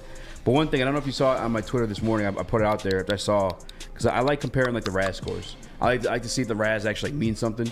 I think with Brian Branch, it didn't, because obviously he didn't test very well. It's half the reason he fell. But as a RAS, obviously you look at Darius Robinson's score and it's a shit. I think it's like a 6 or 4. It's really, really low. But as a defensive tackle, which he played beforehand, he's a 9.8, 9.6. And so I was trying to think what type of like defensive tackles like fit that mold. And I'm sending this to you right now, Chris, in Slack if you want to get it up. The first one that came to my mind was like Chris Canty. Yeah. A longer body guy, defensive tackle. He played with New York for a very long time, was very effective. And I think he was still effective all the way up until like the day he retired. He had that build. And then I kept thinking, okay, what other guys are like longer? And Chris, he's got it in there now. Once you see it, Chris, put it up there on the screen. Because it got me excited. it started turning like not the doom and gloom, but I don't think you I put it in want our it. I side. want it. I want it. Oh, I put it in merch ideas. I actually went. I actually went home in the middle of the day today. Well, I cashed my check, and then I went to grab some stuff from my house because I'm going straight to my brother's from here. But my dad was there. He was watching the combine, and he was like, "Man, I really want them to get Darius Robinson." Yeah. I was like, "Yeah, I mean, he looks pretty." He's like, the size he is and the way he can move, how fast and quick he is at 6'5", 290. Yeah. Like, that's a problem. You got it now, Chris? Yeah, I'm getting it right now. So I was Chop definitely killed the combine for sure. Chop destroyed it. Yeah, he did. I might have been wrong on that one. We'll see. All right, who do you want first? The comp, the pro, the guy that's in there now. Let's think about long body defensive tackles in the league. Calais Campbell. That's a good one too. Chris Jones. Chris Jones. Well, Chris Jones was 310. So I mean he's 290. 6'5". I like your guy right here. 6'5", 310. I don't know. I don't know if Darius benched at all. I believe faster 40 than Chris Jones. Not that means anything at defensive tackle. Yeah, Chris Jones at a 503. Chris Jones with a better 10-yard split. And Chris Jones 40 would be faster than that, but his dick flopped out. That is fair. But you get two chances though. It's not his dick flopped out twice. Yeah. That's also legendary. That shit is legendary. Go ahead and flip it to Darius Robinson's. So because again, I'm the same way as everybody else. As an edge, I just wasn't doing it for me. But as a defensive tackle, damn, bro, it starts to make a little bit more sense. And defensive tackle is a need. 34 and a half inch arms. Come on, dog. I'm not saying to be Chris Jones. 6'5", 290. 35-inch vertical. That vertical way different. Not that matters. 1.73 10-yard split. Oh. What? Elite composite explosion grade. I like that. Pause. I like that. But obviously we didn't like him as an edge. Fuck it, dude. I'm down. As a defensive tackle, yeah. Nick, does that change your mind at all? 8.5 sacks last year, by the way, too. Bring him home. Bring him home. This time, you literally bring this guy home. Yeah, He's from South literally Michigan. bring him home. And he's a Dan Campbell guy, too.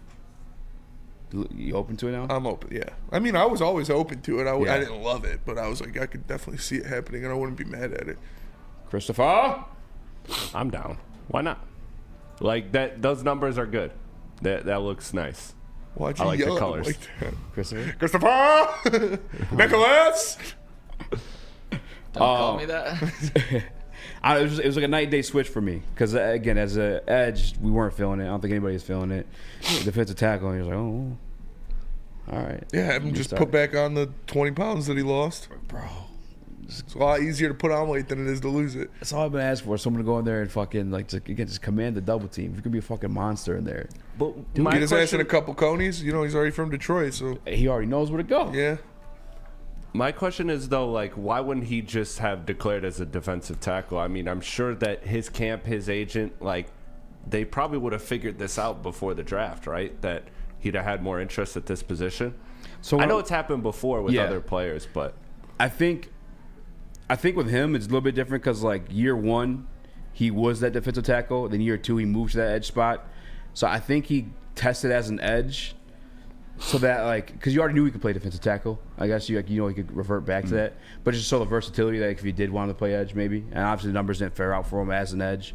But regardless, either way, like, that shit's so stupid trying to classify guys like that because like, they could play wherever. You know what I'm saying? Like, on the defensive line. And Brad Holmes just likes that in players in general. Like, beyond the defensive line, but I guess it's to start off there, you have the Josh Kaminsky, you have the Josh Pascal, and you have the Michael Brockers beforehand. Those are all guys that played inside and could bounce outside for you if you wanted to, too. I was going to say, yeah, like, Josh Pascal classed as an edge, but he plays majority on the inside. Right.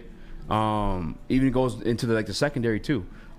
Obviously, with C.J. Gardner-Johnson, that kind of fell in their lap. He obviously plays safety and nickel. Branch can play safety and nickel. You have Will Harris that we know why on this team, but I guess you had to answer for it. It'd be the versatility. Yeah, versatility. Because he played everything from outside corner to nickel to safety. It's something they value in players just in general. And it makes sense, too, because through this regime, they've changed positions for guys like Iffy, Branch. Iffy, Branch.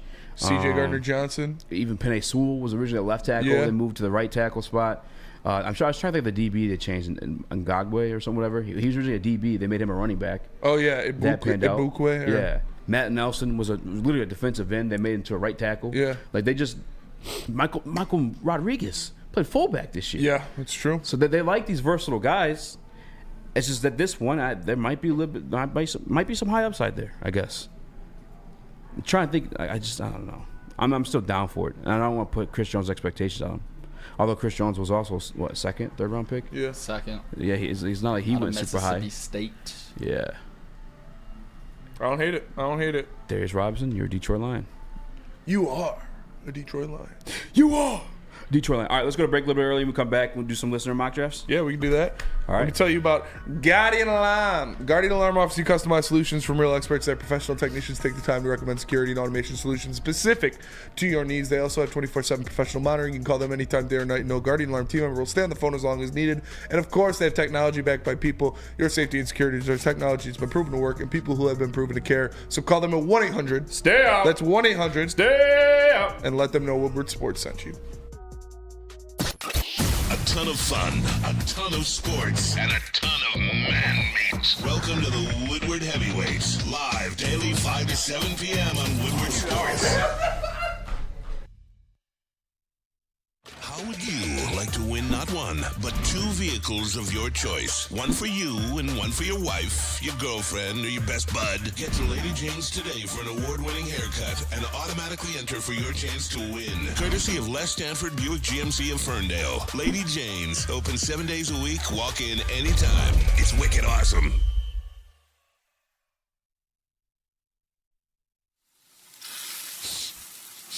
You smell that?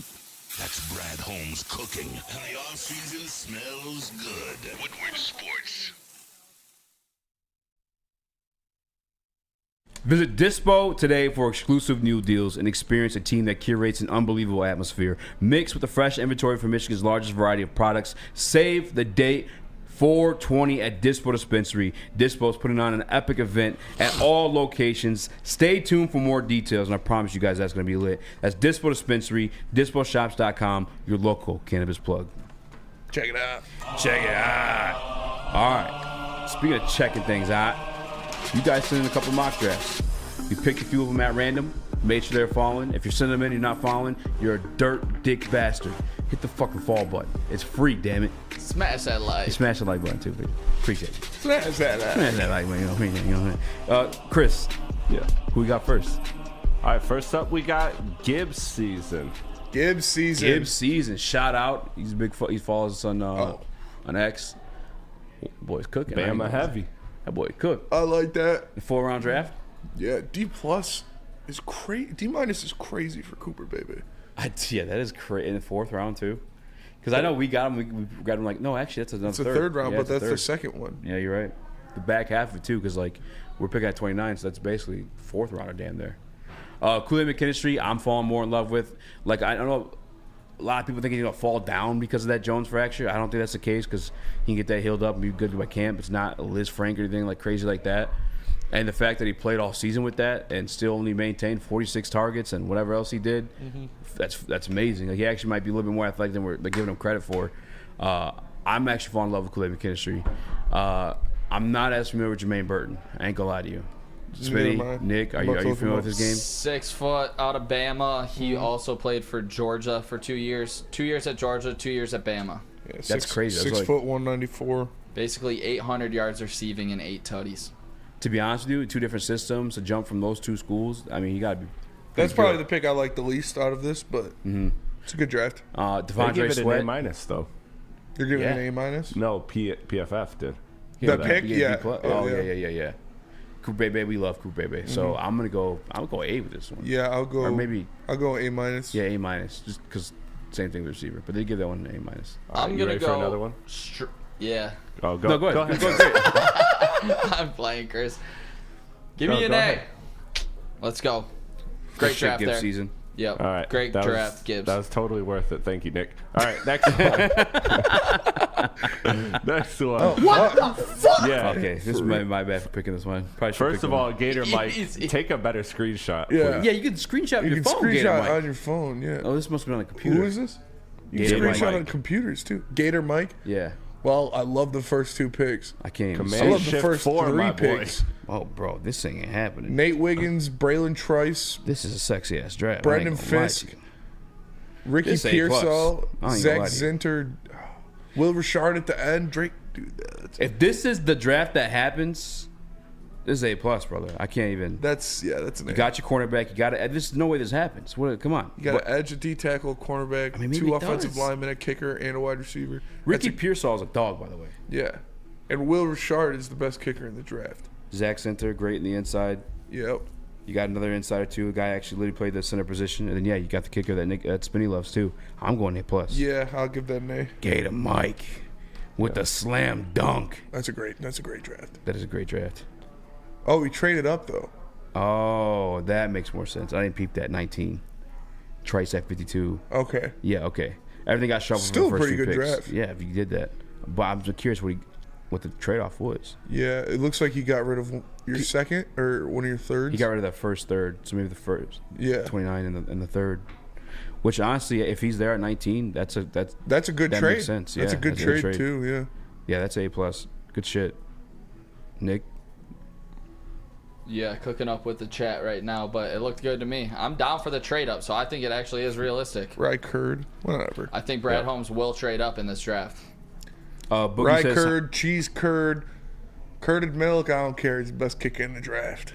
Boogie says, how the fuck did Kool-Aid fracture his foot? It's been fractured all season. Yeah, it's been like that.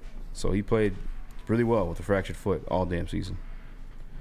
What else we got? Dude, you guys got like Anakin. Stop talking about measuring your schlong in the fucking chat, man, or I'm gonna mute you. That's weird. Yeah, we'll do it right now. Cause that is weird. No, we'll give him a chance. I already did it. Hey, I'm not judging. Just like to shoot straight. All right, next draft. I'm right, talking next about. one. You think he's a cop? He might be a cop. No, 'Cause he's also God, like, I'm please, 16. no, Yeah, no. everyone, I'm 16. Yeah. Could be a Listen, and then he starts talking about this. Yeah, come on. All right, Let's be next up. comfortable. All right, next up. We got, let's see here. Aquilos? Yeah, Aquilos. Oh yeah, Achilos on Chilos. Byron Murphy, TJ Tampa, Jonah Ellis. That is a great 1, 2, 3. Talk to me, Whoa. baby. Oh, we got These are Renardo some- Green, dude. These are some great What drafts. website is this, by the way? Because we need to start using this. Because we can only go up to 4 on the computer over there for PFF. Yeah. Harrison Mevis. I don't know. I'm not familiar with his game, but I'm sure if you drafted him as a kicker, he's got to be pretty good. I love Renardo Green. Yeah, Renardo Green's a great pick. He actually shut down Malik Neighbors. believe it or Javon not. Baker, I believe he's a big body guy as well, if I'm not wrong. Check him Yeah, out. this is a really good one. I Zach like this one Zinner, a lot. interior offensive line. Is it Zach's the one that got hurt, right? Or am I thinking of someone else? No, that's not the one that got hurt. I apologize. Jonah Ellis, I Javon like a lot too. Baker's 6'1", 210. So The Jonah Ellis, the only thing that kind of turns me off about him, he's only 6'2". I know the edge rushers, like, I feel Yeah. like we like him a little bit bigger. Luther Ellis' son, though. But it's Luther Ellis' son, and he has a plethora of moves. I really like those first 3 picks. I do. TJ Tampa measured at 32-inch arms today, too. Zach At the Center, quarterback good position. depth piece for Zach Center's a O-line. good piece, I yeah. I like those first 4 picks. Yeah, I'm Zach giving this one an Center's- A. Yeah. To be honest, And I you have to get give your this another A, safety, yeah. your safety depth. You said you were going to be hating on all these.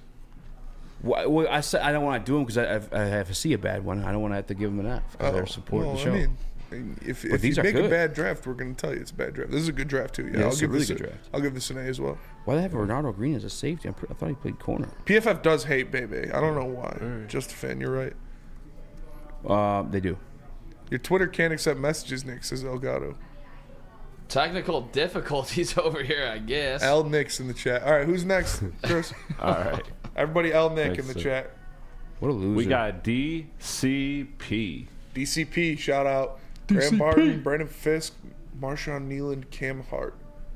I'm not familiar with Cam Hart, but I like those 3 picks. I'm starting to like Cam Hart. He's going on me a little bit. I didn't do a deep dive on him, but I like Nealand. this is another Fisk A. blew up the combine. I And Graham blindly Barton's- grab these. I didn't even look at the picks, to be honest with you. Yeah. This is another A. Graham Barton's like supposed to be like one of the better guards in the draft. Offensive lineman, yeah. Yeah, well, he's a tackle, Yeah, but you're saying he can he's move to guard. projected as a guard, though. You guys Where were saw all what these Brandon Fisk intelligent did. people when we did the PFF mock Yeah, draft for live? real. Yeah, dead ass though. You guys taking Chop Robinson. I'll tell you, the world's probably just full of stupider people than there are smart ones. We just grab a few smart ones. Brandon Fisk killed the draft yesterday. I think he's definitely a Dan Campbell guy. Bust his ass. Same thing with Marshawn Nealand. And then Cam Hart, yeah, I like him as a cornerback. And I'm actually looking at Cam Hart just because they ran today. I'll find his 40. I'll try to at least. Because I was actually want to see Ronaldo Green's. Raxter ran a 4.51. Cam Hart ran a 4.5. Kyrie Jackson, does Dion put me on last night too. I like him as well. Terry Arnold 4.5. Ronaldo Green 4.49. Is there 2 Ronaldo Greens? Am I tripping right now? Probably not. No, that's not even a common name. Well, he ran a 4.49. I'll give this a B plus. Okay, hey, what do you mean? I'm giving it a B plus. Why? I don't know. I can't give everybody A's. That's not fair. Someone's got to suffer. Yeah, someone's got to get a B plus. Mikey Sandstro 4.4. Nick, how you feel about this one? I'm gonna go A minus. I don't know much about Barton personally, but like I've just heard the things that he is one of the top 5 interior offensive linemen in this draft with a little versatility. So that's where I'm at with it, Chris. All right. All right, who's you guys next? ready for one more? Let's hear one more. Yeah. This one, I got to get the credit, so give me a second, but here it is. Here is this person's. I'll shout you out momentarily when I confirm whose it is. So, this is Bruno's, I think, right? Was this the one I saw? Yeah. Yeah, this is That's who it is. Roman Bruno. Shout out. No. Shout out. Darius Robinson, we like that, obviously. Christian Haynes is a good pick. Marshawn Nealon is a good pick. And then Cam Hart, you Cam love Hart him. again. I'll give that a B plus as well. Yeah, I'll give this one B plus. I'm not too familiar with Christian Haynes. He's good. So that's probably why. He's good. It's not fair to, I guess, give you that B plus, but you got to do a little bit more homework on him. I like that draft as well, Bruno. Cam Hart looks he's got a monster too, by the way. Like his build. I have to do a little bit more tape on him, but I like Cam Hart a lot. Nicholas? Chris got a couple coming in. I'm trying to send them to Chris real quick. But Okay. Darius Robinson, A. Christian Haynes, don't know much about him. I like Darius Robinson here. That's what I got on this mock. What are you grading it? A, because they got Darius Robinson. Here's to you, Mr. Robinson. Good job, Bruno. All right. No. People are I sending just sent one to Chris. That's from our guy Shift God. Okay. So he's a Shift God? valued member in the chat. So we got to try to get that up. And then I got El Gatto's coming after that. So I'm sending them in heavy right now. Sorry for the Good wait. shit. I apologize for the technical difficulties. How high would you guys trade up in the first round, says Jacob Ohm? For who? Yeah, it depends who's there. It depends who they're trading for. Yeah, Somebody in the chat, I've seen it twice today. Dallas Turner. I believe he had a 4.4. Oh, that guy's gonna be a dog. What was it, 4.4? Dallas Turner went crazy He had at like the 34-inch combine. arms. Yeah. 40 and a fellas, half would inch you vertical. trade up to 10? I mean, yeah, I would say yeah. Like if you want, Would if you your give up guy, the if that's second your guy, go get your guy. Would you All right, here would you we give got, up we next got year's Shift first God. to trade up to get Dallas Turner? Ooh. You're trading from No. 29. No, I don't think he's that. Well, I don't I think mean, he's if next year's first is 32, Exactly. that's a fair point. Go out and spend on a corner. a fair point. You don't have to go for an elite edge after that. I wouldn't hate it. I think he's the best edge rusher in this class. So yeah, I mean, if it's 32, we just put it Didn't like you that. hate Dallas Turner? No, he hated Chris Broswell. yeah, There's two of them. Yeah. No, Dallas Turner's that dude. I've been keeping an eye on him for a few years now. No, I do. All like, right, Shift God. Here we go. Shift God. This is Shift God. Oh, TJ Tampa. Christian Mahogany. Looks like a trade down scenario Floor from is Shift God. mahogany. Yeah, he traded down. Mahogany dread ball. I keep that dread This means ball. Ryan Ermanni loses his job. Jonah Ellis. Yeah, Javon Bullard. Muhammad Kamara. Max Melton at 102. That's a great Yo, pick. did you see what he did in the combine today? Yeah. He did work. Max Melton at 102 is a great. This is a lot. Max Melton, 32-inch arms. This is a lot of players, And I man. believe he ran a 4.3 today. This is why I don't think they're going to trade down, because we don't need this many players. Why not? I'm down. I mean, that's If a you're about to re-sign 1, 2, JG, 3, something 4, fat. 5, 6, 7, 8, 9 guys in this Pay draft. Amon Ross something fat. Draft 9 dudes. I like Mo Kamara too. I like Mo Kamara. I Whoa. like Max Melton. I like Jonah Ellis. I like TJ Tampa, obviously. Not familiar with Christian Mahogany. I'm familiar with him. He's an interior guy. Or He's good. Javon Bullard, really. There's some high praise for Christian Mahogany. It's a weird name, but Mo Kamara is Alvin Kamara's brother, right? If I'm not mistaken. I like him. And he also had freaky athletic numbers at the combine yesterday too. Talking about like 10-yard splits and whatnot. Yeah. So shout out to him. Do not send anything to Beth because she just leaves the door open. Yeah, Beth. POS. Wish never. Thank you, Becca. Thank you, Becca. We got the beautiful Becca closing the door for us. Amazing. I'm gonna go B on shift guys because that is too many players for my liking. I would rather get top tier guys. Not the quantity here. I would rather go quality. But I believe, Chris, we have one more from Elgato. We do. But first, I just wanted to say I like a lot of these mock drafts, but again, I just don't think it's going to play out that way because these are all drafty need. And they are getting some good players here. And so I do like these mock drafts, but the history of Brad Holmes, what Brad Holmes says, these are probably not going to be. Packers do have 11 picks. These are probably not going to be players that are drafted. Yeah. Think about last year. How many of us actually really had on our radar in any way a lot of the picks that ended up? I know Brian Branch was one that we all really liked that before the draft. Campbell in the second.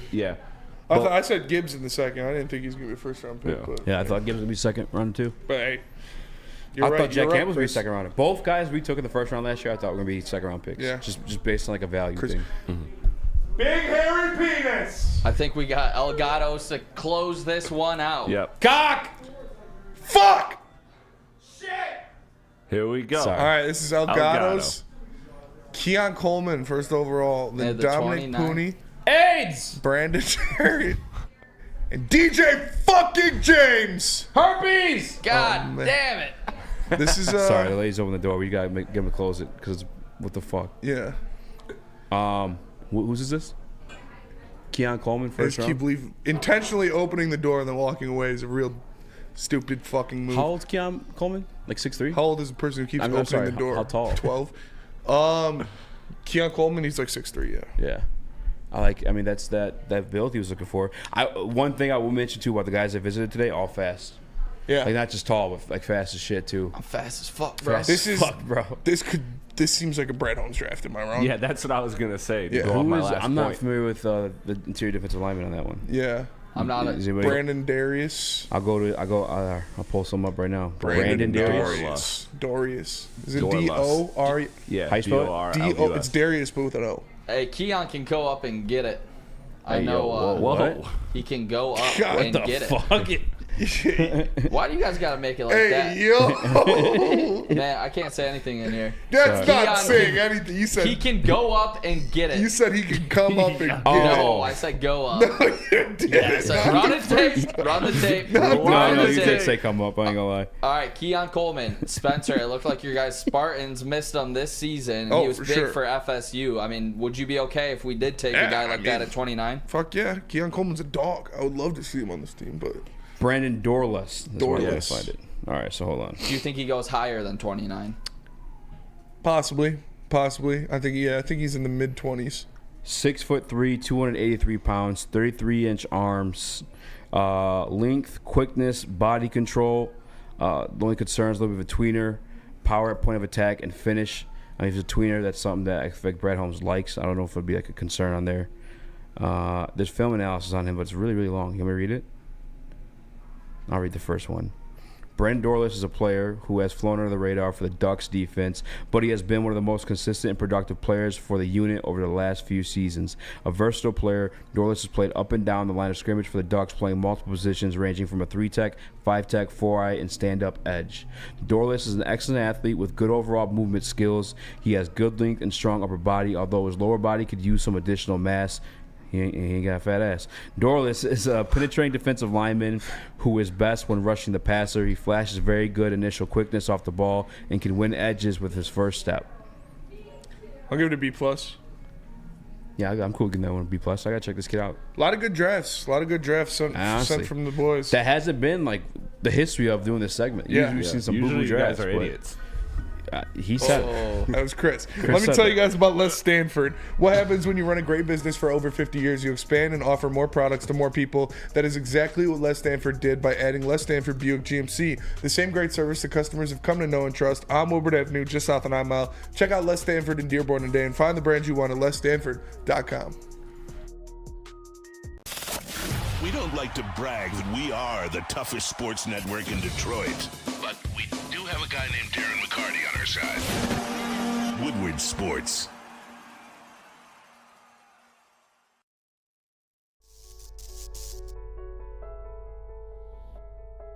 We've just received word. The world's cannabis supply has vanished. The public is outraged and has taken to the streets in response to this tragedy. The individual responsible acted alone, and we can only hope they will make things right soon.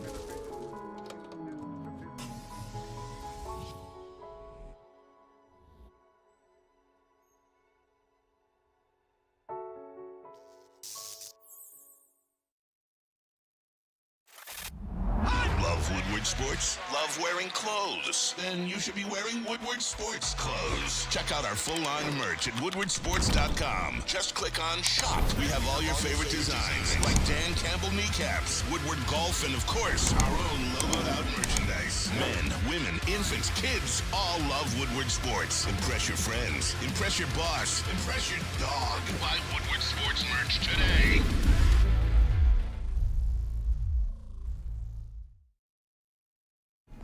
Are you tired of wearing the same Detroit sports merch? It's a new era in sports wearables. New design, amazing appeal. AC, the but the heat ultimate of work. swag. Merch. Click woodwardsports.com. Click the shop tab. Get you hoodies, tees, hats, all guaranteed to turn heads. Get the latest merch at woodwardsports.com and click the shop tab today.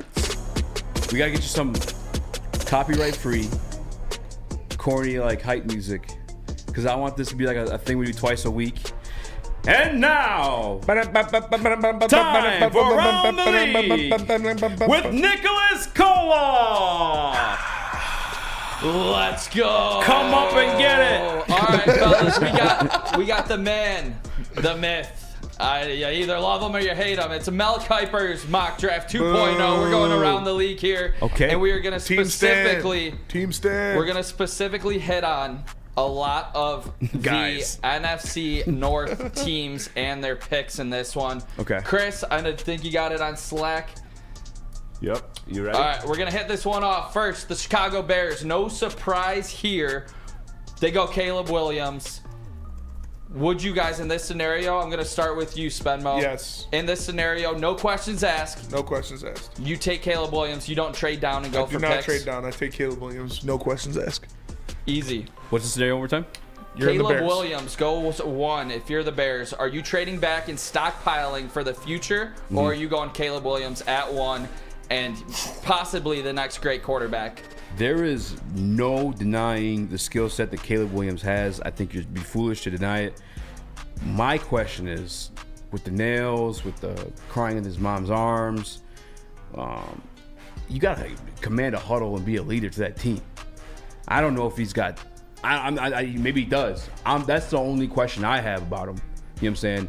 But I think you draft him. You guys know me. I'm big on the rookie contracts. I think he get the league and play right away. Plus, you still have pick 9.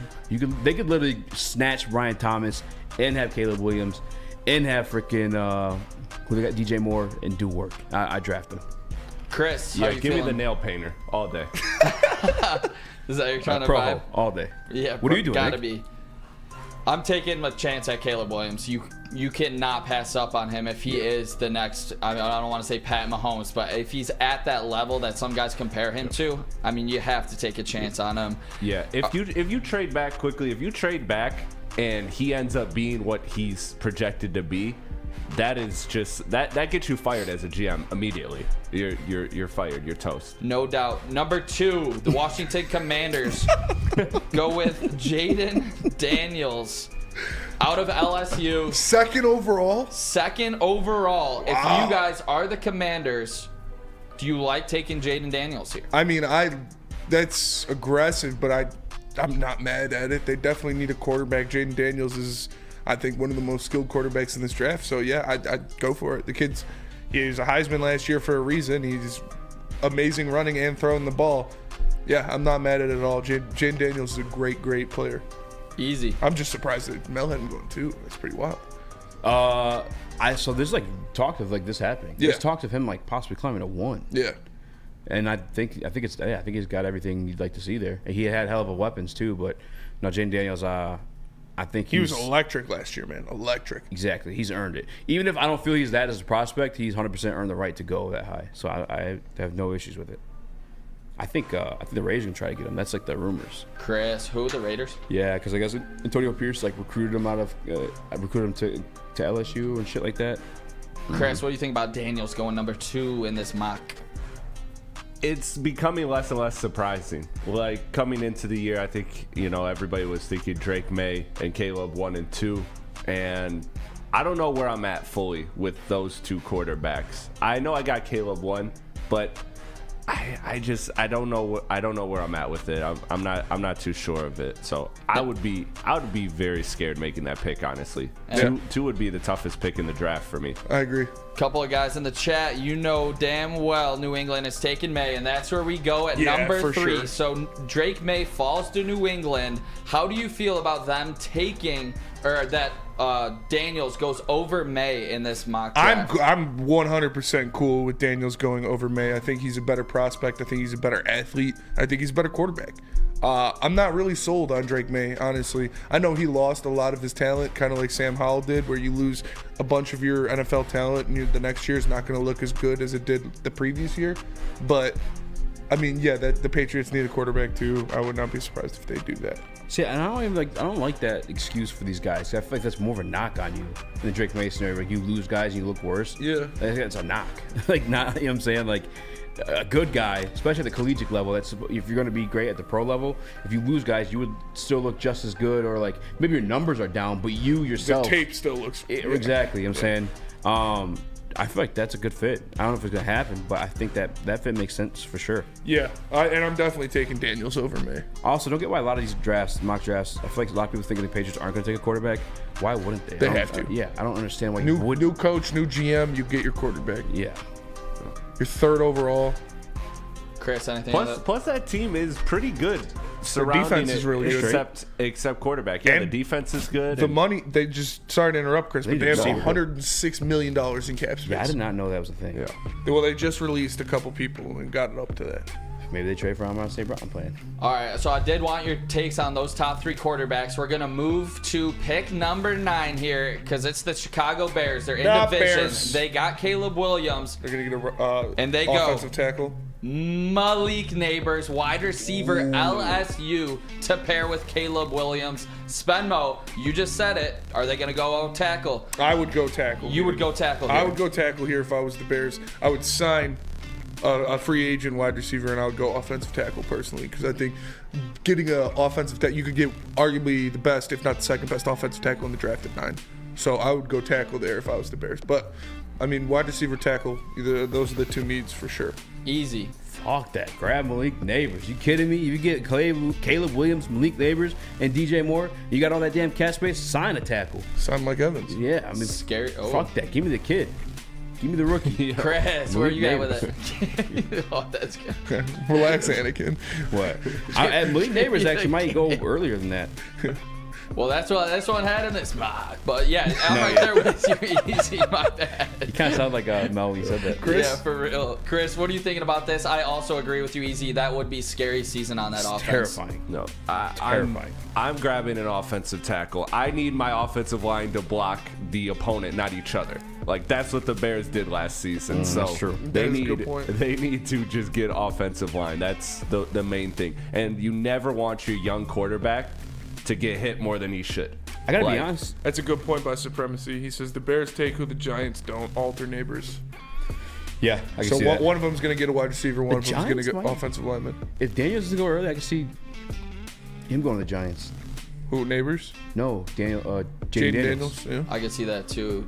Definitely. All right, we're going to go number 11. It's the Minnesota Vikings, the worst fan base in the world. Facts. Horrible on Twitter. And they're fuck the Vikings. Passing on a quarterback here. They're passing on the rebuild, and they're going defense with Jared Verse in this mock draft. What do you guys think about them not rebuilding with quarterback, and they go defensive lineman and Jared Verse? Yeah, I mean, they need it. They need an edge rusher. If you're going with Kirk, you're going with Kirk. People have them grabbing JJ here or other things like that, but you need an edge rusher. You don't have anybody rushing the passer on this team now. So, yeah, I'm not mad at it at all. Yeah, if I'm them, I'm almost like trade back to get more pieces to build that defense on. Because, like, and I hate to, like, self-scout us like this, but one thing I noticed, as bad as, like, the Bears were against everybody else, they're tremendous against Detroit Lions, and I think they got the build-up for it. Now they have these extra edge rushers too. They got great guys in the middle of the field, and T.J. Edwards and Tremaine Edmonds, and then they got Brisker too. Mm-hmm. I feel like that's the build. Remember how the Ravens stopped us too? Similar build. Great safeties, great linebackers. Yeah. Found them. I grabbed more defensive pieces, but this makes sense. Yeah, especially considering their cap situation too. Like you got to kind of find a way to especially squeeze. Gonna bring back Kirk Cousins too. Yeah, you got to find a way to get multiple rookie contracts, players that can contribute right away. So if that's your only hope of still being competitive next year, if you're Minnesota. Yeah. Speaking of them passing on a quarterback, the next pick in this one, Denver. J.J. McCarthy goes at 12. So they pass on J.J. What do you guys think about that? Smart to pass on J.J. McCarthy, and Denver going with him at 12. Do you guys think J.J. McCarthy will be a successful NFL quarterback? I do. I like J.J. as a prospect. I think he will be a good quarterback in the NFL. He's got the size, he's got the arm talent, he's got the speed, the mobility. I think he's going to be a good player in the NFL, and I like him in Denver. I think that's a perfect place for him to go. I just need to grab somebody that can start this year so he can sit, because I don't think he should be starting year one. But the thing I like about JJ is he has traits of like an elite quarterback, but he's also willing to be a game manager. Mm-hmm. So I think that's a perfect makeup for a guy you want to win with. Just point Where did period. Penix go in this draft? Don't know. I think Penix should be. I got my locks. I sent in the screenshots. I can't get on. I think Penix would be good in Denver I'll throw too. it up. I'll see if he was. I think that'd be another good fit. Check out the. This so is the 11 next one through has 19. the list. Oh, okay. Okay. McCarthy, Murphy. Okay, yeah. So speaking of this one, So not there. Arnold, Arnold at Kenyon, 15. DeJean, and Nate Wiggins off of the board right here. Yeah, before the Lions draft. So the very next one, Chris, we'll get this in before we go to break here. Yeah. So the very next one up there, the Packers go Jordan Morgan, that's the rest of offensive it. tackle, at pick. I believe it's you're 25. talking- Yeah, Packers go Jordan Morgan. Yeah. Do you guys think that's smart for the Packers to go offensive tackle? You need somebody to replace Bakhtiari. And then you gotta keep your investment safe. Yeah, it makes sense. They're gonna pay Jordan Love a lot of money. Keon Coleman to the Bucks. I like that. Darius Robinson at 27 to the Cardinals. and the Detroit Lions. TJ Tampa. Tampa. Will you guys give out a grade if TJ Tampa is the pick at 29? B+. I had a Kamari Lassiter. I had a Chop Robinson. I'm good. I like Tampa. That's a good pick. I like Tampa. So no Penix in that. By Yeah, the way. no Penix in the first round. In the No first picks round. in the first round. TJ Tampa today at the 40 did. You think By he's the like way- a Will Levis, where he's like the first pick or like very Probably, early second round? Yeah. The T in TJ Tampa, you know what it stands for? Tampa. Tampa? Yeah. Junior Tampa. Well, his name's Tampa Jr. What's the J for? Because the TJ is Tampa Jr. That's what I said, Tampa Junior Tampa? Yeah, Oh, but it's his name is Junior. Tampa Jr. So his name's Tampa. Yeah.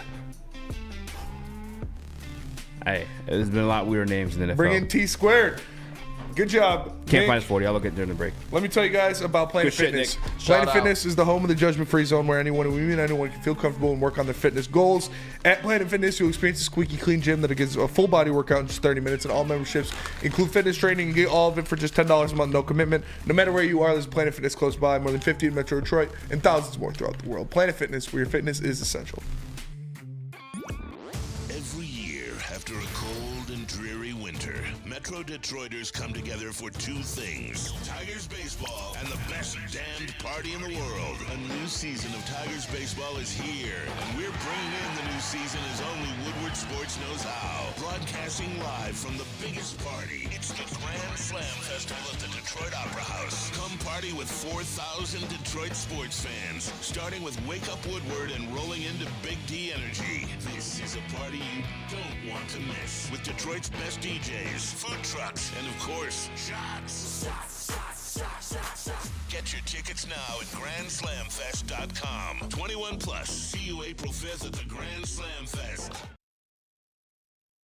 Where's the most convenient place to get that big fitness energy? It's Planet Fitness. Join today for just $1 down, $10 a month. With over 2,400 locations and equipment for every workout, you can get in, get energized, and get going. And with free fitness training and most clubs open 24 hours, everyone belongs in the judgment-free zone. So join today for $1 down, $10 a month, no commitment, cancel anytime. game is won in the trenches, and our big fellas don't mess around. The Woodward Heavyweights on Woodward Sports.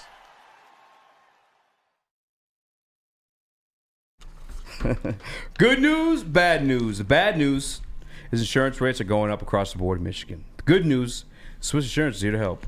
Right now, more than ever, it is critical for you to have your insurance reviewed. Swiss will make sure your carrier does not slip in extra fees or raise deductibles. Call Mark at Swiss Insurance today or visit SwissINS.com.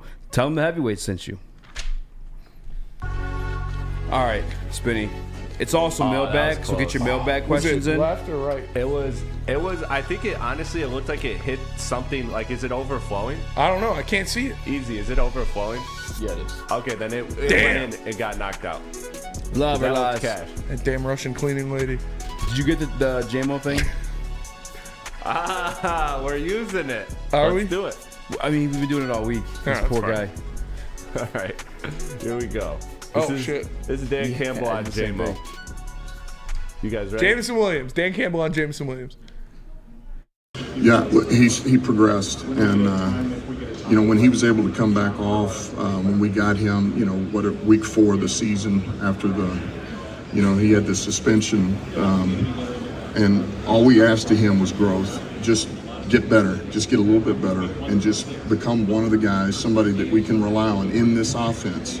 Just do your job, and that's exactly what he did. And you can see by the end of the year, we really felt like he started to come into his own, and he is going to push to be a full-time starter now, and that's what we're looking for. And we said it before, everybody grows at a different rate, and maybe it's taken him a little bit longer, but he is developing and he's growing, and he is certainly one of the team. The kids come on, so we got high hopes for him. We see him continuing to grow as long as he gets back and puts the work in like we believe he will, because he's shown that. He's only going to get better and better and better. And that's what we've seen this year. We saw him get better and better and better. We saw the trust that Goff has him improve, the balls that he was throwing to him in better situations, the route tree improving, the hands catches he had in the last couple games were very impressive. Jameson Williams is your wide receiver 2 next year. He's going to put up wide receiver 2 numbers next year. He is going to be a force in this offense. I'm excited to see him grow into what we expect him to be. And I'm ready for JMO Unchained. Let him out there, let him off the leash, let him go do some things and make some plays. I like that. JMO Unchained. I think he proved that in the back half of the season, especially in the NFC Conference Championship game where it mattered most. I think he proved to you he could be every bit of a wide receiver 2. But at the same time, this offense runs by committee. So I don't want to put the pressure of him having any certain amount of numbers or anything like that. Just know that he's going to contribute and he's going to be a dog, just like we saw him do in the back half. I'm saying 810. That's fair. That's a 810. Is that more than Laporta?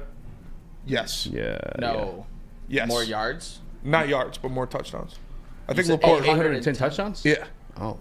810 career touchdowns? 800 yards, 10 touchdowns. Okay. Come up and get it. 110 he does it in the chat too. I just said it. He said it 5 times. 800 yards. The third time. 800 yards and 10 touchdowns. And you think Laporta will not surpass 800 yards next year? I think he'll have more yards. I don't think he'll have more touchdowns. It's so funny because this happened in the chat the other day. I think Amon and Laporta will both be around 1,000. The third time. It's mine. That's yours. That's mine. I said it's mine. Paul Thomas, do you seriously like JJ? I'm shocked at Speakeasy Sports. I do. I think he has He's a Michigan traits. Fan. Not a Michigan fan. He's back. You wore the hat. And said the go chat. Blue. The chat. He's returned. Who? What chat's concerned? No, the chat. Gun Guy. Shout out Gun Guy. Take your pants off. Take your pants All off. right, that'll do it for us today. Appreciate you all tapping in you gotta get to the Woodward Heavyweights live on WoodwardSports.com. Smash the like button. Share. If you're in Ann Arbor, I'm going out to a brewery tonight. I don't know what it is, but a brewery in Ann Arbor. Come have fun. For Eazy, for Nick, for Chris, I'm Spenny. We're the Heavyweights. We'll see you guys on Monday. Have a good weekend. Peace. TJ Tampa. Penis.